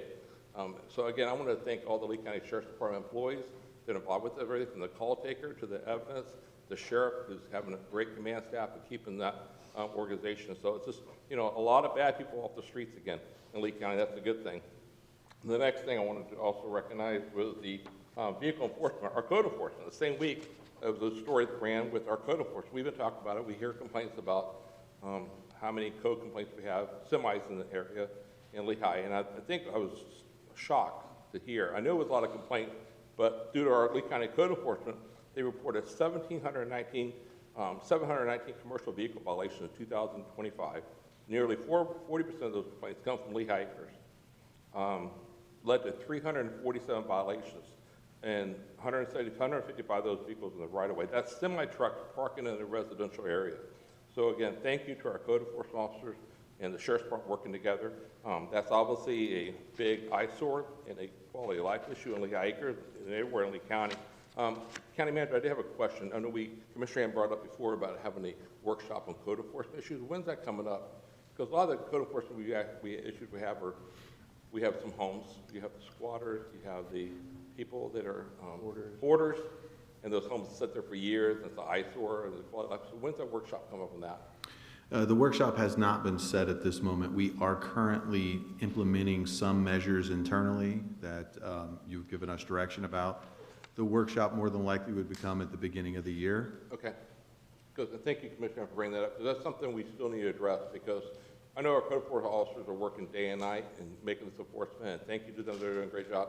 But we need to give them the tools, and I think from our workshop we're going to have, and I think some of the things Commissioner Ham brought up, some of these homes with the hoarders, we need to hear from the legal side what we can and cannot do. A lot of people think we can just go in and take people's property away from them. We can't do that. So I think it's good for us to have this workshop to give your staff the tools to do their job. So again, thank you for that. And the last thing I want to touch on real quick, Burnstone Road enforcement. You know, we talked last 2 weeks ago, it's an issue every day for traffic. We hear traffic concerns. Since that terrible crash in Burnstone last week when 3 people lost their lives, there was another one on 31 where 2 people lost their lives. We had another one on the 6-lane State Road 82 with the median. I don't think anybody died on it. The cars were returned at Colonial on 82 2 days ago. So for me personally, what I'm going to do, instead of asking the board, I'm going to advertise and I have to come back to the next meeting and ask for direction. I'm going to urge my colleagues, I'm going to send a letter myself, a note to the Sheriff's Department and the Cape Coral Police Department to increase enforcement on that 5-mile stretch of Birchville Road. And I think, Dave, your staff is also adding some bumper strips or something on Birchville Road to reduce that when you have that 2-lane section. I think our DOT department is going to put something in rumble strips in the middle so it gets people's attention if they go to pass in a no passing zone. The road's technically not broken. This is all because driver error, aggressive drivers, people speeding, passing trucks being in the way. So I think more visibility we have out there on that road and all the roads. If they see a marked unit, they're going to slow down. If they see people getting pulled over, they're going to slow down. They're not going to pass, and hopefully that will save a life. So I'm going to send a letter to the Cape Coral Police and the Sheriff's Department saying, please increase enforcement in this area of Birchville. It's obviously, we can't build the road overnight, like Commissioner Hammond said. We're going to work with Cape Coral and try to get this road built sooner. But right now, for enforcement reasons, it's an issue over the whole county. Like I said, there'll probably be another one this week on another road. But right now, I'm going to send a letter for that, and I urge my colleagues to do the same thing. Without having to do a letter from the board and have to vote on it next meeting, I'm just going to do it today. So thank you for your indulgence on the time here. Thank you. That's it. Thank you. Commissioner Muller. So, gentlemen, I hope you're going to like this one. I wanted to discuss with you all to see if you had an appetite to ask staff to work with us on how they schedule our zoning meetings. Right now, we have a separate meeting every 2 weeks, and sometimes those meetings can take a matter of 10 or 15 minutes for an item or two that had no public participants or very limited items. And I wanted to see if there was a way that we could work with staff to possibly include that on part of our regular BoCC agenda days and allow us to have potentially 2 less meetings a month that are relatively short as a matter of time management and prioritization. Just wanted to open that up for discussion.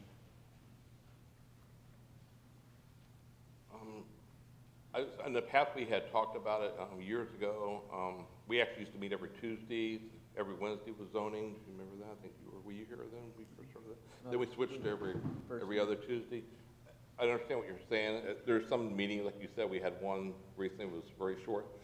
I think for me personally, when we looked at doing that in the past was when we looked at other counties like Collier County. I noticed we had some Collier counties, commissioners in the past, Commissioner Nance and some of the other ones would actually come up and watch our meetings, because some days we're usually done by 10:30, 11 o'clock at the latest. Today's obviously is a little bit longer, because they would start their meetings at 9:30 and go to the next night or the next morning, because they would add zoning to that. Because it could be a short zoning, I understand what you're saying. Hopefully, zoning can look at those schedules and try to put cases more together. Like, for example, today, I had things scheduled 11:30 and something at Justice Center at 12, where I'm going to be late to or having to cancel something. If we had zoning on top of this, we have no way of knowing how to schedule, because the speakers, and we got speakers today on things that's not even on the agenda, that we don't know how long it's going to take. So that's the downside of it. And some zoning days are quick, and some are 2 or 3 hours. It depends on how many participants you have.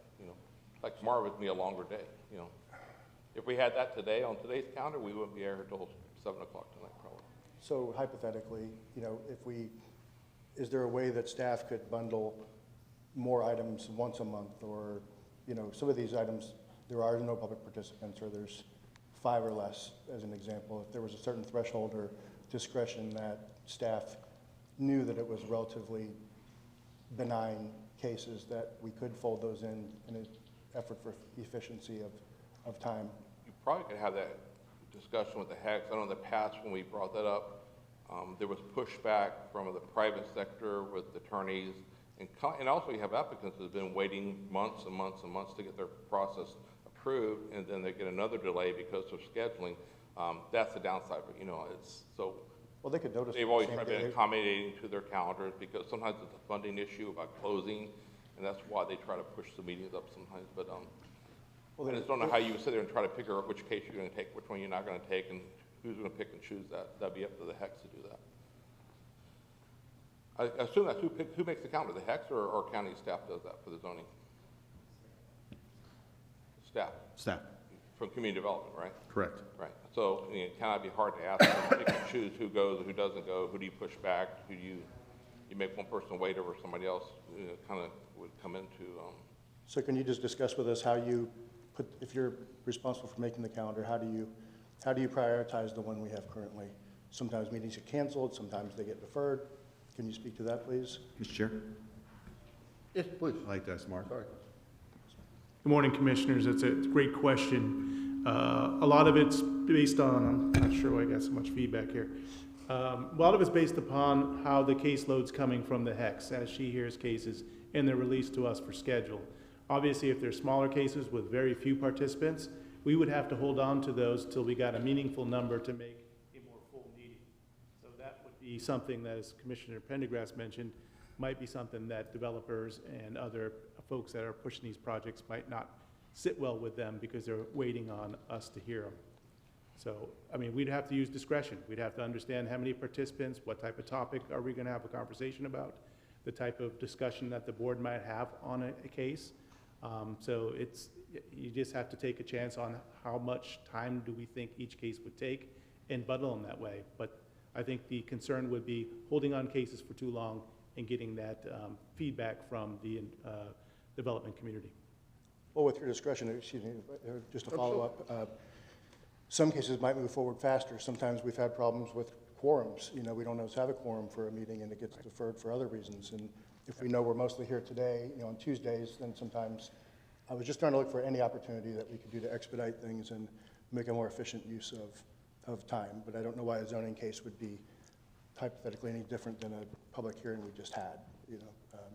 I know the applicants are used to being on the front end of a meeting, and we discussed briefly, could we do consent agenda first, then zoning, and then do the administrative agenda, just different possible models. But would you be willing to ask staff to see if there was any opportunities to upgrade these opportunities, or give them the discretion to amend our calendars as best use of time and applicants' due process, to see if there's an opportunity for an upgrade? I think there's merit behind looking into it. I just don't know if the result's going to be what you'd like, but I think no harm, no foul. So you think about changing the zoning date for another day, or trying to incorporate with the board meeting? I'm asking for staff to give us options or ideas to upgrade it as they see fit, and we either will like it or we won't.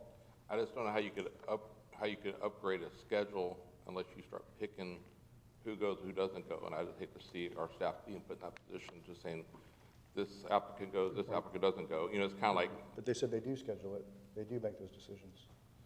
basically, when the case is done, the HEC signs up and it gets pushed forward to come before us for the last final vote. But they wouldn't say, oh, we're going to take this one because there's only 2 applicants, there's only participants, or this one's going to have 50 participants, so we're not going to hold this one longer, or go ahead and make it go sooner. I just don't know how staff would do that. I guess the potential perception could be that we're moving cases that have no participants and they seem to get an expedited path where the others don't. That would be my perception. And listen, I respect what you're trying to do, because I've sat up here, and I wasn't here the last meeting or two, but I've sat up here for 10 or 12-minute meetings. I get it. Yeah, you were 10 minutes late on a phone call and you missed the whole meeting. Trust me, I understand the complexities, but I also do understand the perception to people in general, and I think the perception. I'm not trying to lower the level of service. Somebody's not going to like change no matter what, whenever you change anything, I understand. Great idea. So are we open-minded to staff trying to find efficiencies in the schedule if they bring it back to us for consideration? My only concern is I just don't know how, I mean, staff could come back with their comment, but I think the comment's going to be, we seem like we're favoring some people, not others. That's my only concern, but I may be wrong, and I'll let the county manager tell me that. I don't want to. I believe there are some difficulties related to statute, related to timing for the individual entity that's coming forward. We can lay out some potential scenarios and bring that forward to you, some different ideas, but to your point, I think the only concern we would have is exactly what you stated, is it puts the staff in a difficult position of deciding who would go and who would be delayed. And I'm not sure that that would be appropriate for staff to do. Again, maybe I misheard you, but I thought staff drove the schedule. They do. I thought it was in your wheelhouse. We do. Respectfully. You're correct, Mr. Commissioner. We do control the schedule, but we don't, it's based on parameters. It's not based on who we think should go and who we should delay to make sure we have, a bigger meeting. So we try to be as efficient as possible, specifically for the developers, because of, associated costs to them. Right. So we want to be cautious of delaying anyone, or to the point that was made earlier, that it looks like it's unfair, we're treating someone differently and moving them forward and holding someone back. So that's the difficulty we would have. I know nobody intends that. We're just trying to be time management efficient. We could find a way to move things forward faster.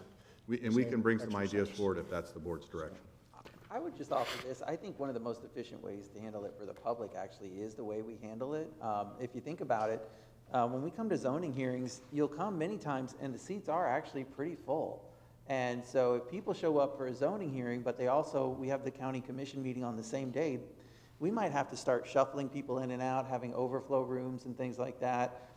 Even at the zoning hearings, we see a lot of folks who are applicants bring a tremendous amount of consultants with them that would take up quite a few seats. It would be a lot of people that we have here from an efficiency standpoint waiting through a pretty long meeting just to get their part heard, and then other people would have to wait behind their thing. And I just, to me, there was some common sense in having them on separate days, and I usually just rejoice when we have a short zoning hearing. That has not been the norm in my history, but if we do ever get a day where we have a short zoning hearing, I kind of rejoice at that and enjoy that, and and then know that the rest of them aren't always going to be that brief. Yeah. And also, you're talking about the staff, but for our staff along doing our board meetings, we have the county administration, your county attorney. For zoning, they would have to flip seats and go back somewhere else, I guess, probably stay here for the board meeting if we had zoning on top of it. That's why Curry County and some other counties actually looking to separate it, because the efficiency to the public, and that's the problem. You may have, not for a developer, you may have a person just trying to change their 5-acre parcel use so they can have chickens, and they are having to stay here and listen to the whole board meeting and go through all that. Or, like you said, if a consultant, they would be sitting here getting paid by the hour, and again, putting that on to staff trying to, I think Commissioner Malka, you said the issue with the quorum. I don't think that's going to be an issue anymore. Unfortunately, with the loss of Commissioner Greenwell, we're going to see it's going to be filled. I don't think it's going to be a quorum issue in the future. Yeah, like Commissioner Hammond said, there are some meetings that are 5-minute zoning meetings, and there's sometimes a 5-hour zoning meeting. So it's hard to tell. I just don't know how you could get staff to schedule those meetings based upon how much time it's going to take, so. Again, it was just an idea to run by you guys, and if you're not open to it, that's fine. I just said if there was 5 or less participants as an example of a measure, but I certainly respect your leaving it status quo, but I just wanted to talk through it. That's why we can only talk up here about anything, so. If anything, we can make it more efficient for everybody, for the public and for our staff would be great. I'm here every day anyway, but as far as staff and the public, I think that if we can find a better way to do it, that'd be obviously be great. But, we went from 4 meetings a month every week to 2 meetings a month. We got some pushback. Those people like coming here for, even they had nothing else to do. But we're staff, this is actually a better use of staff time doing it the way we do now every 2 weeks, because they're not sitting here all day, not taken away from their office doing the work, so. Thank you for the audience. Good conversation. I appreciate you bringing it up. I brought up one item, and it really goes back to our budget process that we go through. This year we had some consternation. Initial forecast before in June were about 4.8% was the property increase. It then, thank God, came to 8.1 in July. Just looking at the vacancies, looking at everything, I certainly think it makes sense to understand our revenue stream. I have some real concerns on the vacancies that are out there, the price drops that are going on out there, and I know that Revenue Conference said around 5% for this upcoming year. I think that might be overly optimistic, but I'd like to be able to pinpoint maybe some early indications from the property appraiser to give us some insight on what the first couple of quarters are. I mean, December will be our meeting. We'll have 3 quarters under the books for 25, and I'm just trying to get a more accurate representation of revenue since it's such a big piece. I don't want a big piece, but I just think it might be a worthwhile endeavor to have 15 or 20 minutes for him to kind of talk about an overview of what the first 3 quarters look like for the year, because I don't want to sit in June and say, wow, it's -3, what are we doing? I have some real concerns. I don't want to be overly pessimistic, but I have a feeling it's going to be a negative number. So with that in mind, I was going to make a motion if we could allow the property appraiser to come to our strategic meeting and give him about 15 minutes to go over some forecast. That make sense? Absolutely, yeah. Just for revenue, I just want to get that. I'll make that as a motion. Commissioner Hammond's a second. Any public comment? Seeing none, I'll bring it back up to the dais. Any other discussion? Seeing none, motion carries unanimously. We'll go to commissioner appointments. Commissioner Hammond. I have none today. Commissioner Pendergrass. I have none. I don't have any either. No commissioner appointments. Wonderful. County manager. Thank you, Mr. Chair. I have no new items today, but I would like to follow up on a couple comments, commissioner comments. We can do the code enforcement workshop early December if that suits the board, so we're prepared to do that. And if that seems okay, we'll go ahead and plan that? Yeah. Okay. And then the rumble strips, we will be bringing something back to the board regarding Burnt Store here relatively soon. We're still working through some cost estimates, but we're looking at a couple of other safety measures beyond rumble strips that we might be able to put in effect as well on Burnt Store. And thus, as soon as we have those cost estimates and those plans, we'll bring that forward to the board. Mr. Chair, can I ask a question too, just real quick? Absolutely. Dave, do you have all the direction that you need from this board to look at every alternative for funding Burnt Store Road quicker?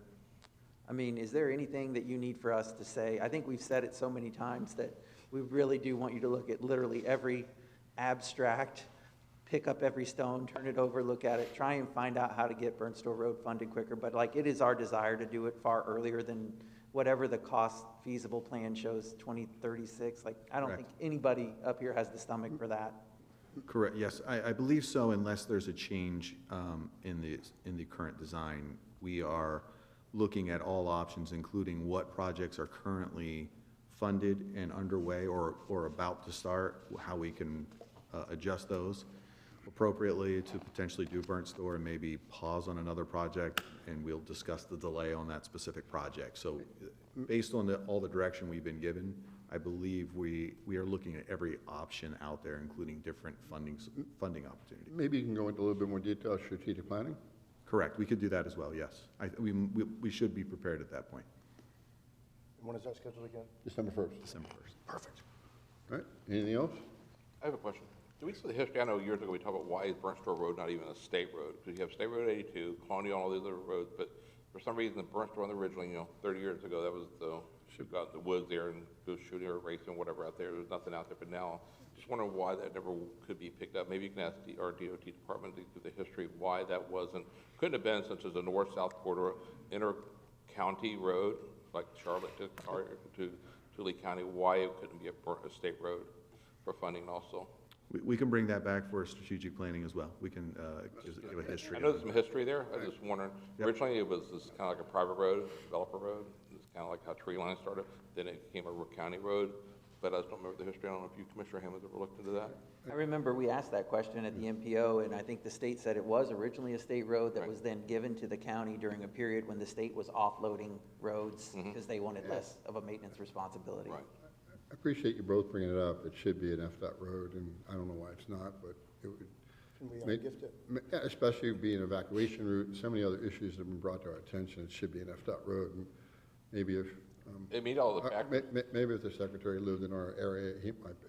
Yeah, it meets all the factual qualifications for a state road based upon the hurricane. They always want to use it verbally as a hurricane evacuation route. So if you're going north, so it could qualify for that.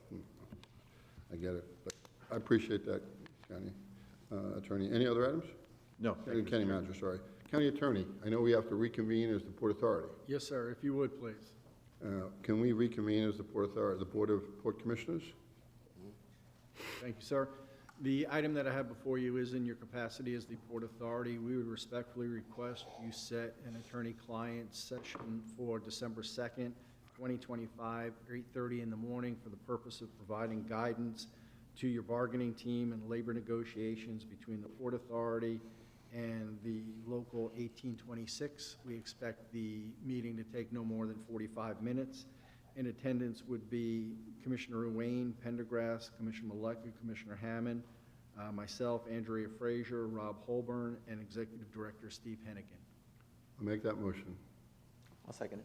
I have a motion, a second. Any public comment on that motion? Seeing none, I'll close public comment, bring it back up to the dais. Any other discussion? Seeing none, motion carries unanimously. Thank you. Thank you, sir. Any other items? No, sir. But Wonderful. now I need you to reconvene as the Board of County Commissioners. Plan on doing that right now. We're going to reconvene as the Board of County Commissioners. 11:41. Thank you. With that in mind, we're going to go to public comment. Barbara Manzo. Thank you.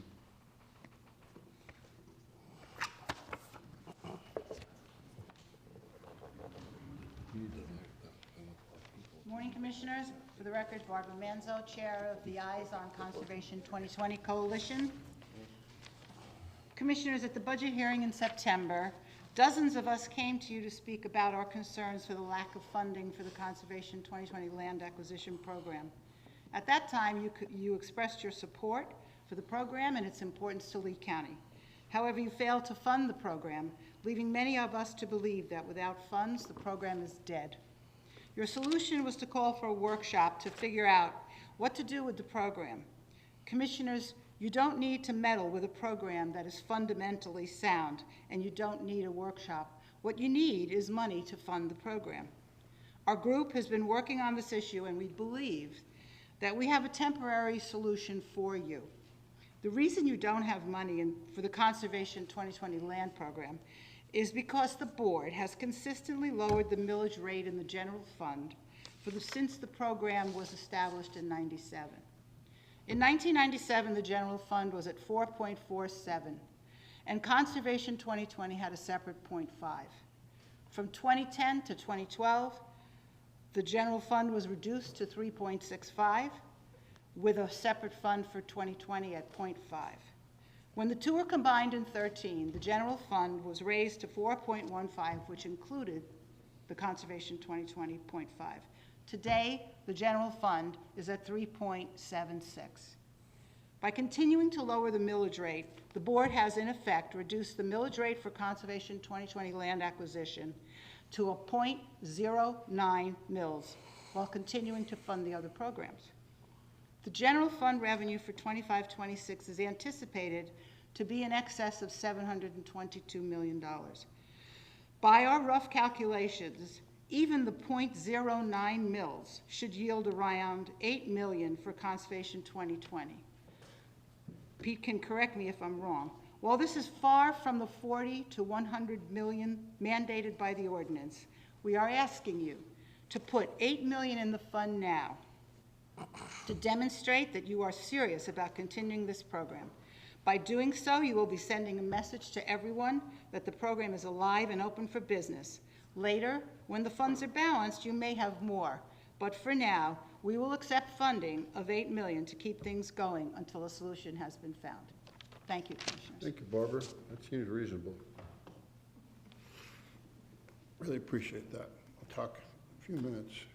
Other public comments, I have a whole bunch of cards from citizens regarding 10 Mile Canal. So first one's Christine Atwood Commissar. Sorry if I didn't get your name right. I apologize. Followed by Leonard Marcel.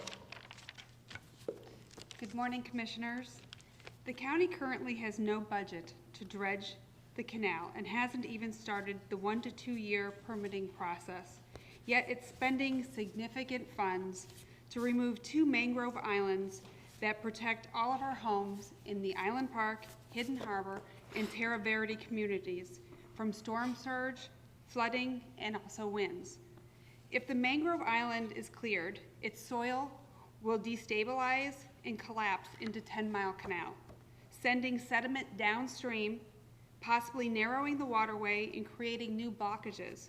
This means more flooding and more expense to fix it. A cost-effective, data-driven approach makes so much more sense. Vertically trim and remove the invasive trees, like we're doing already, and then measure results through one rainy season. Preserve the mangroves that filter the water and anchor our shores and banks.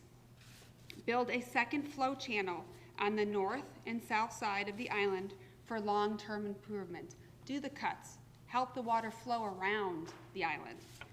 Use findings from this phase to guide future investment and avoid waste. We can reduce flooding without wasting taxpayer money or destroying what nature has already built to protect us for over 30 years, these mangroves. Let's triple check, like you stated earlier, and delay if necessary to obtain the best results. This is not about saying no. It's about saying, let's be smart. Let's invest and where the results can be measured and proven, not where damage is irreversible without science to back it. Please don't just do this to appease. Let's do this because we have a solution that works for all of our communities to reduce flooding in the 10 Mile Canal area. Thank you so much, and I respect all of you looking into this and investigating it more, because it does have some really dire effects that we haven't really totally investigated. We've done our workshops and we've done all the work, but we haven't looked at, we're piecemealing, we're picking certain little things, but we haven't really looked at what's gonna happen if you totally remove that island and look at the flooding that might occur from that. So I'm just asking, let's look at it more and let's see if we can come with a more reasonable solution for all of us, because I don't want flooding, and who knows what's going to happen if you remove our storm surge barrier for all the communities. Okay? Thank you for Thank your you so comments. much. I appreciate all of you. Leonard Muscelli. Sorry if I said that wrong. Followed by Glenn Cello. Good morning, Commissioners. I again listened carefully to your last public meeting on October 21st, 2025, which I attended. The opening remarks from the representative Johnson Engineering in their presentation focused on the study and recommendations to prevent flooding in Island Park and Terra Verde and other communities along 10 Mile Canal. While we fully support all the efforts to reduce flooding in these communities, the flooding issues are more complex and it's more complex, it doesn't have an easy fix. The Johnson Engineering report and the county's approval to remove all vegetation, including mangroves from we call the barrier island between Hidden Harbor Estates along 10-mile canal. Looking west would be Island Park, and looking north of Island Park would be Testa Verde. This island, removing the vegetation will not measurably improve the water flow because you're not widening the canal. The island is more than just vegetation. It's a natural storm, surge, and wind barrier that protects all of our communities during hurricane and severe tropical storms.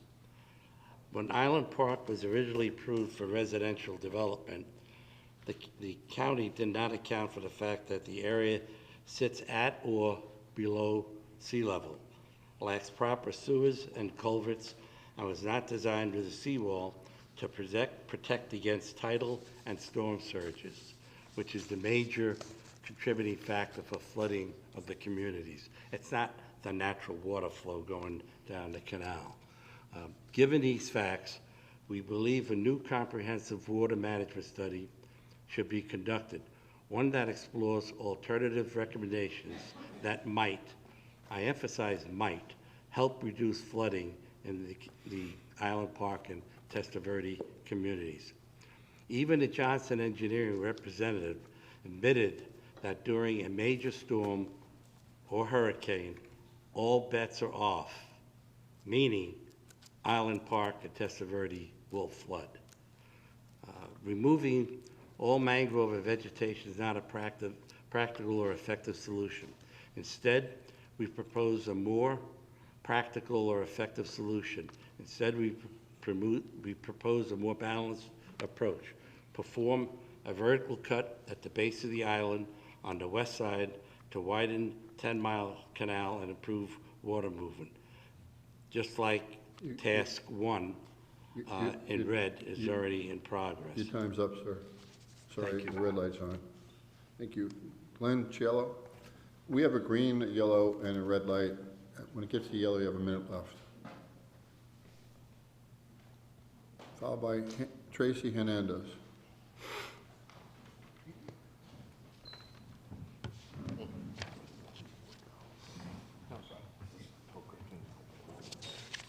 My name is Glenn Cello from Hidden Harbor. Thank you. In the February 2025 10-mile canal design report, Johnson Engineering described targeted channel cuts and vegetation management, not wholesale removal of all mangroves. Specifically, they stated the recommended improvements were to create 2 selective channel cuts, which I think would work.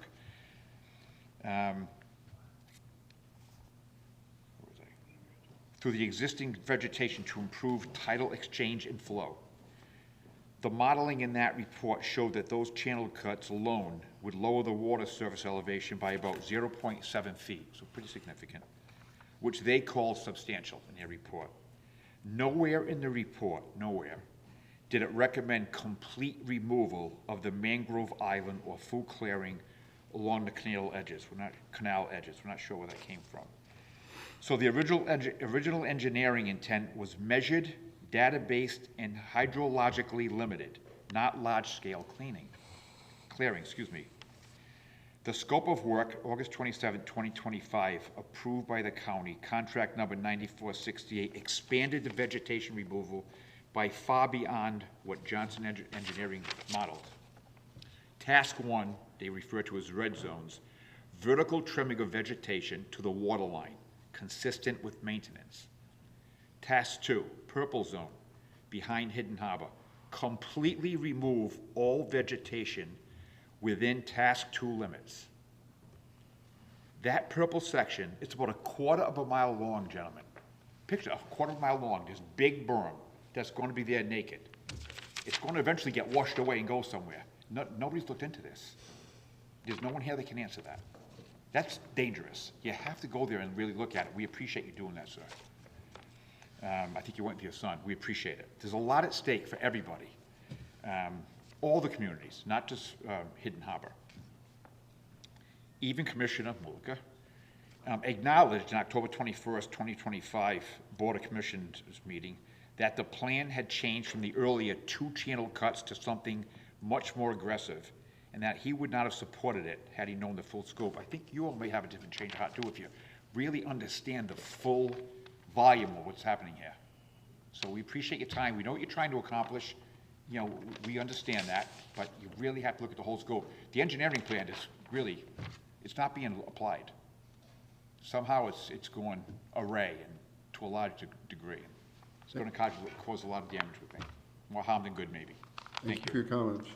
Tracy Hernandez, followed by Dave Wellinger. Good morning, Commissioners. My name is Tracy Hernandez. First, I do want to acknowledge and express my full support for flood mitigation along the South 10-Mile Canal. As a resident on the canal, I deeply understand the critical need for effective maintenance and forward-thinking strategies to protect our lives, homes, and infrastructure. Flood control is essential, and I am not here to dispute that. However, flood mitigation must be approached thoughtfully. It's crucial that we balance effective action with careful consideration of the methods used.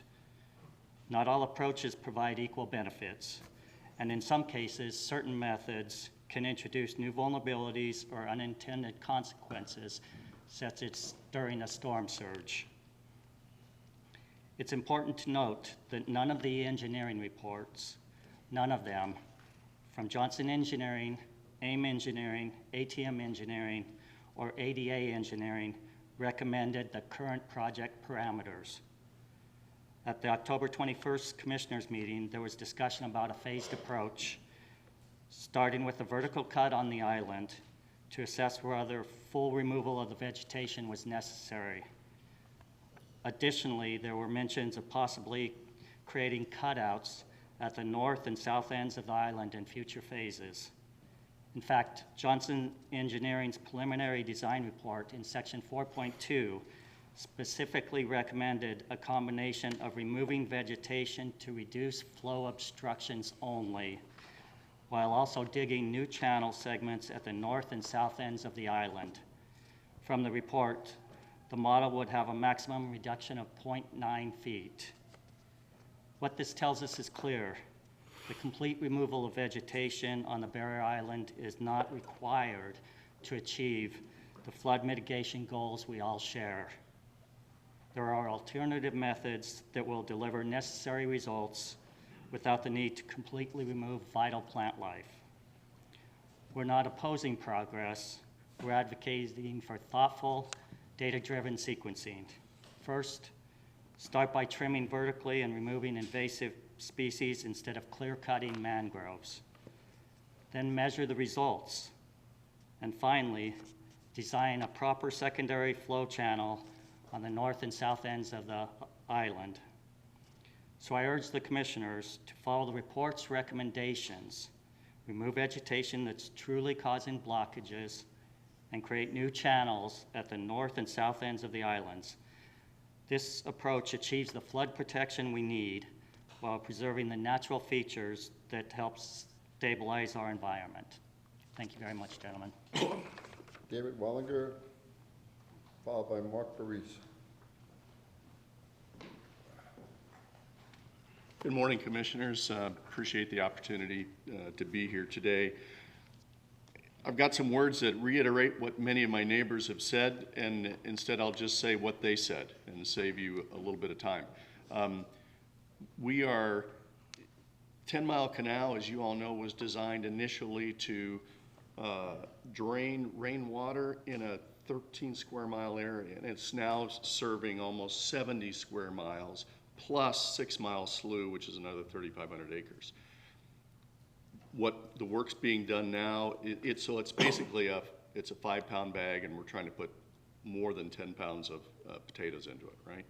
The project that's taking place now isn't following the recommendations by involving all of these protected mangroves. So we're destroying some habitat, and we're creating risk for the neighborhood, the neighbors in Hidden Harbor, Terra Verde, Island Park. We're losing storm surge protection. we're losing wind protection from hurricanes, and it just doesn't seem to make sense while all we're doing in the project is skinning one of those potatoes that's going to go into that bag. We really encourage a more comprehensive solution. We believe the county might be at risk legally in some ways by taking out these protected mangroves as well, and that perhaps the Army Corps of Engineers should have been involved in this process. We encourage you to take a look at that. I think you're creating some risk that could come back to haunt all of us as citizens at a future point. So we're encouraging you to do the vegetation trim now, verticals, cuts, do some maintenance that should be done all along anyway. Use that money there. Scale back the project to be just red, not red and purple. Maybe you don't recall those details. That barrier island's really important to our safety. It saved us in the last hurricane during Ian. Asking you to keep that in place. Appreciate your time. Thank you. Mark, followed by Rick Williamson. Hi, I'm Mark Parisi, and we're also a resident in Hidden Harbor. I would echo what Dave said, and I won't take up my whole time reiterating all that. There are two other items that I think are very important. One is that habitat that on the island there, every evening, hundreds of ibis roost in those trees every day. That's where they live. That's their habitat. I don't know where they're going to go. The mangroves in there are very important, but also what's not being taken into account is there's a pinch point in 10 Mile Canal just at the end of not at the end of the island, at the end where Harborage starts. And the canal goes from skinny to wide and then back to skinny. Where it goes to skinny, that pinch point there is very shallow water, usually 3 or 4 feet, and it's very narrow. And, you know, the way water goes is the farther down it goes you need to make sure it's not getting blocked at the end because it just all piles up. So that pinch point at the end also needs to be cleaned up and widened in order to move some more water flow that way. So that coupled with open it up at the top of the island, bottom of the island, and then at the end where it goes into the skinny part of the canal, I think it'd have a lot more impact than anything else that's been proposed. Thank you. Thank you for your comments. Rick Williamson, followed by Thomas Minton. Yeah, I've been a resident of Park Road area for about 10 years, and there's been quite a few studies in those 10 years, and none of them have ever done anything. Currently, my last house was 8 feet underwater during one of the hurricanes, and the water would flow from both sides of the road like this, surge this way and rainwater this way. That's only happened in the last, I would say, 5-6 years. It used to be just a surge, not the rainwater. The rainwater is coming from, like they said, so many places it can't get out. But a start to get that 10 Mile Canal cleared would help about 40,000 people in that area that are caused by flooding in that area. I live in Terra Verde now. My garage was 4 feet in water. The water flows so hard and so fast, that island, I believe, needs to be removed, my own personal opinion, because there's just not enough flow. I know there's a pinch area down below, that needs to be taken care of too, but something needs to be done now instead of dragging our feet. I've been there 10, 11 years and nothing's been done. I just appreciate something would be done. Thank you. Thomas Minton.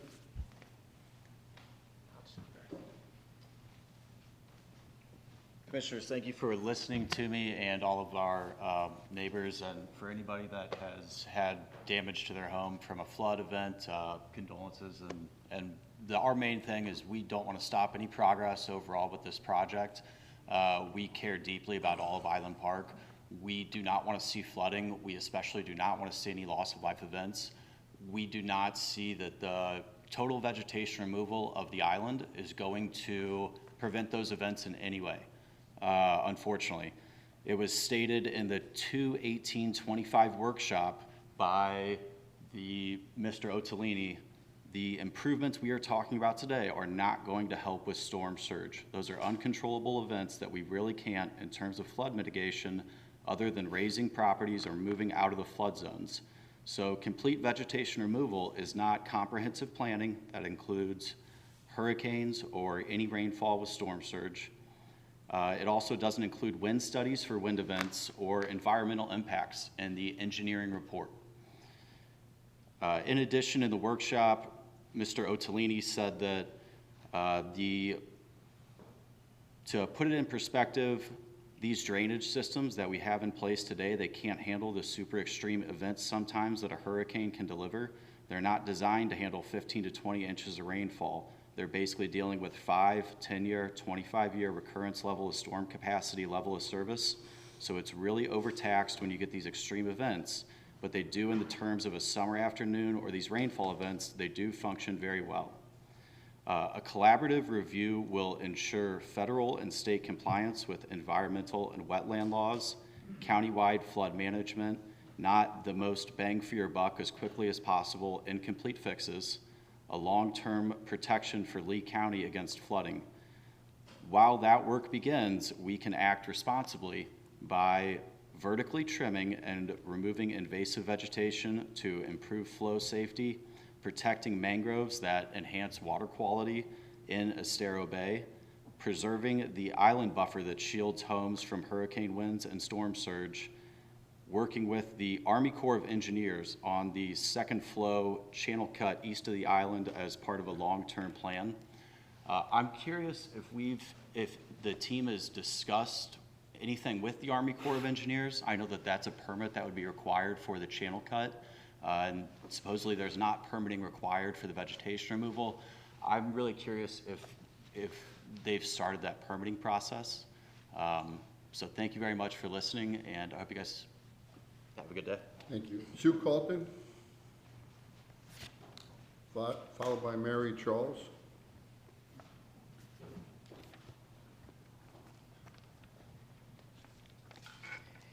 Good morning, Commissioners. My name is Sue, excuse me, my name is Sue Carlton, and I have lived in Island Park Village for over 20 years.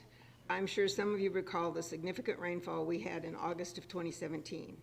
Normal rainfall in August is about 9 inches, but in August of 2017, Fort Myers got over 20 inches of rain.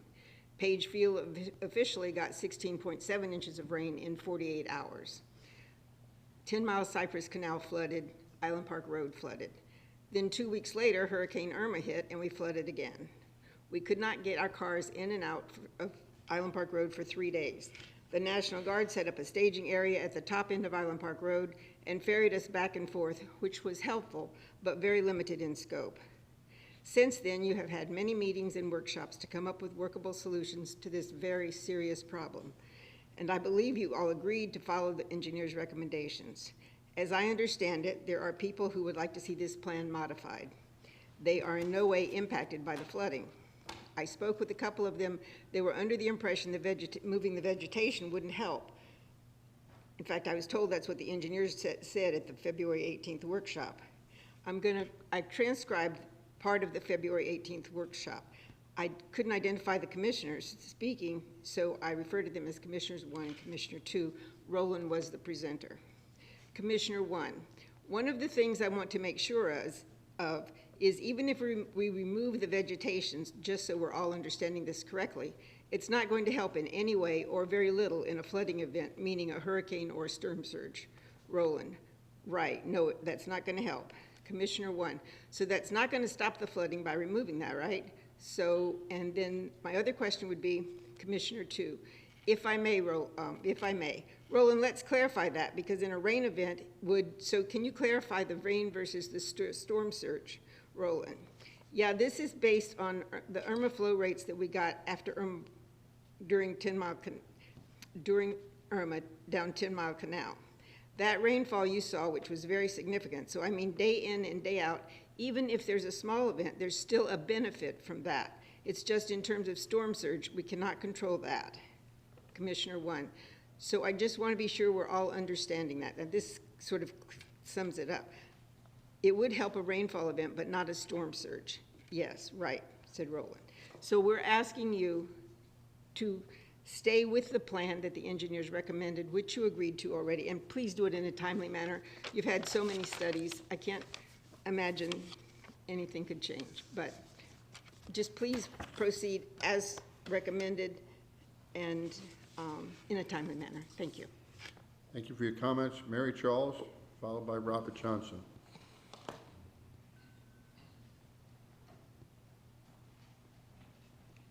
Good afternoon it is now, Commissioners. The last County Commission meeting I attended was 30 years ago. And I declared at that time that it would be the last County Commissioner meeting I ever attended because every single commissioner on that panel would not make eye contact with the speakers, not just me, any speaker. And I so appreciate that you are actually paying attention to the remarks by your citizens. It's reassuring to me, and I actually may attend another meeting sometime in the next 30 years. Thank you. I'm here on behalf of the citizens of Island Park. I live off Island Park Road. I moved there in 2017 with my husband, who was in the mid stages of dementia and only demanded that we live on the edge of the jungle. And we do, adjacent to a 2020 project that you all have so well endowed us with.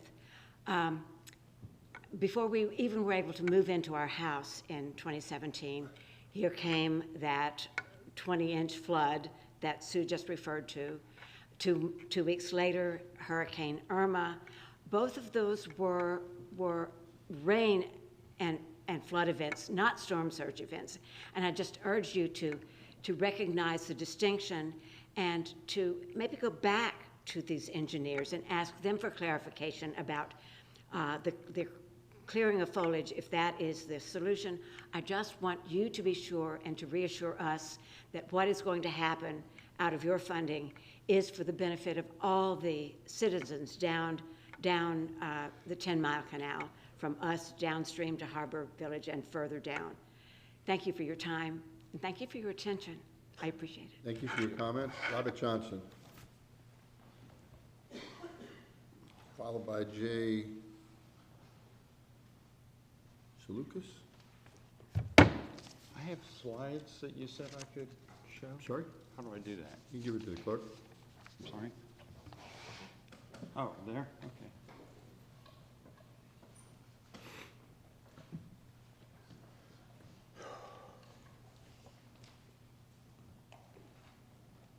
All right, I'm here. My name's Robert Johnson. I live in East Lee County on the Clusatchee River.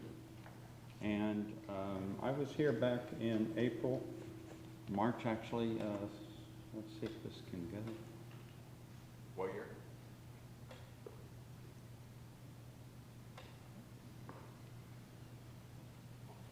Well, anyway, I want to talk about surge flooding for East Lee County. I was here back in April, and I've also been to the City Council.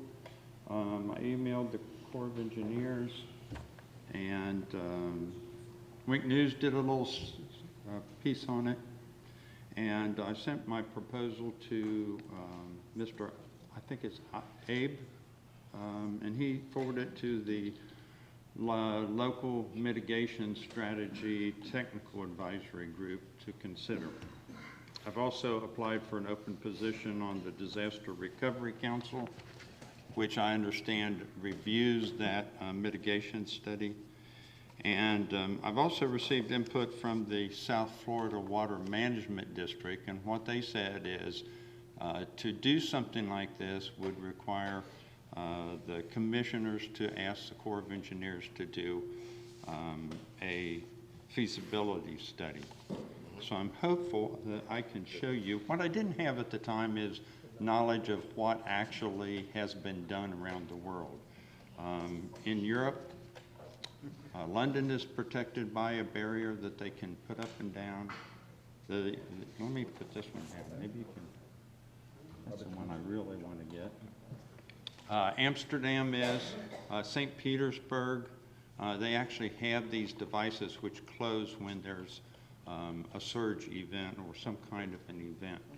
And then I found that after Hurricane Katrina, Louisiana and much of the New Orleans area. We think of dikes and things that they build there, but they've also got these closable barriers which can close off the canals that flood. Getting close, aren't we? Another one is in Venice, Italy, which floods regularly. And so there's a number of these around the world. I guess I'm not going to be able to show you any of these. This is the last one. Can't get any of them. Well, anyway. But these exist. The one that I wanted to, well, I'm done, I guess. But the one I wanted to show you actually,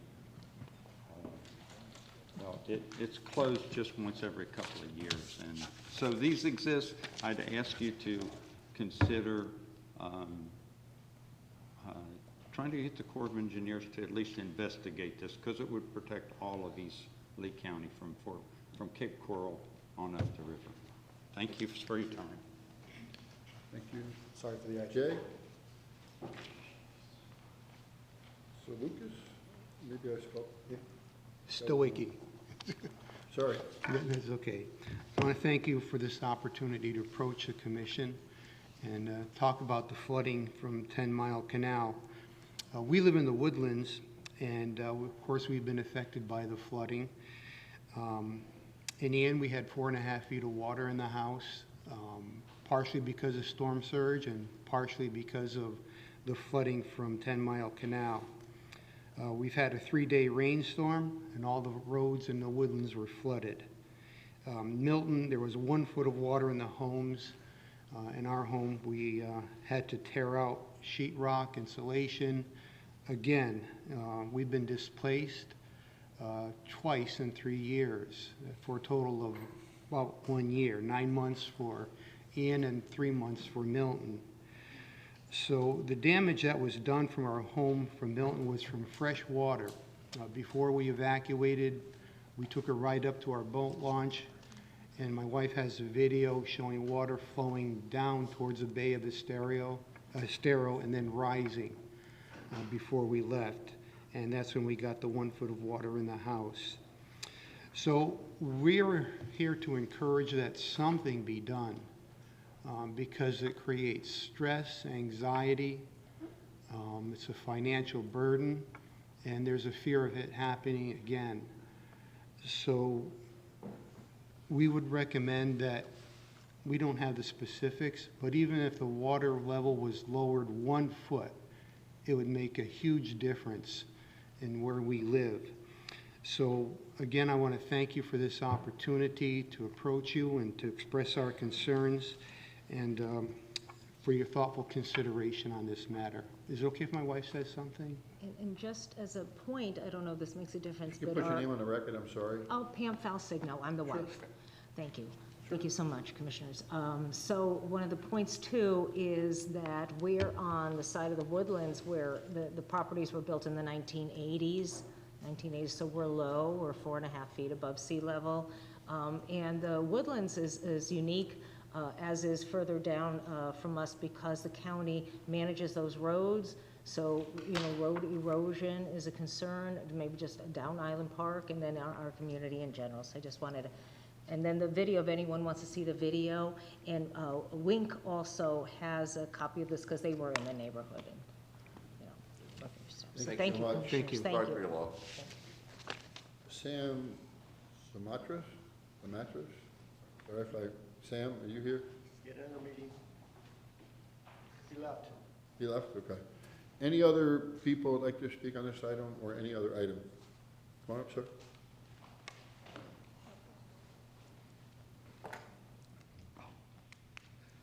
Anyone else needs to speak after, please raise your hand. If not, I'll close public comment.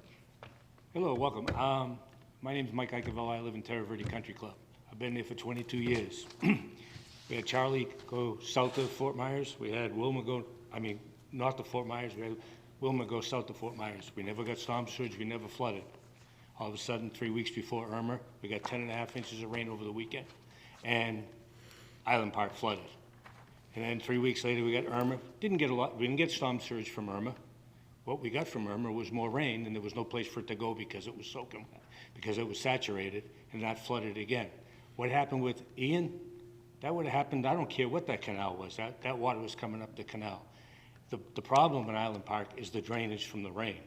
It's not storm surge from hurricanes. I mean, when the 10-mile canal was put in, and I didn't live in Florida at that time, but didn't have all that development north of it. And all the airport, the new airport and all that development up there, that's all draining in the 10-mile canal. It can't handle it. And whatever they can do to alleviate the problem of flooding in Island Park would be good. And taking out the vegetation, if somebody recommends that that would help, they should take it out. And you got 2,000, I think, homes in Island Park area, and the people from Hidden Harbor do not want that berm removed. I understand that, because then they have to look at Terra Verde. But if that's gonna help the flooding, maybe it needs to be removed. I wouldn't like it removed either, but if that's gonna help the flooding, I think it should be removed. Well, thanks for your time. Thank you. Okay, seeing no other public comment, I'll close public comment. Only one issue that I want to bring up, and it came up during the budget hearing for 30 or so speakers, that we weren't funding 2020. The program's opened, and I want everyone to understand it's open. We're going to fund whatever project's necessary. I think Barbara's comments of putting $8 million aside seems reasonable, and I'm going to make a motion to do that.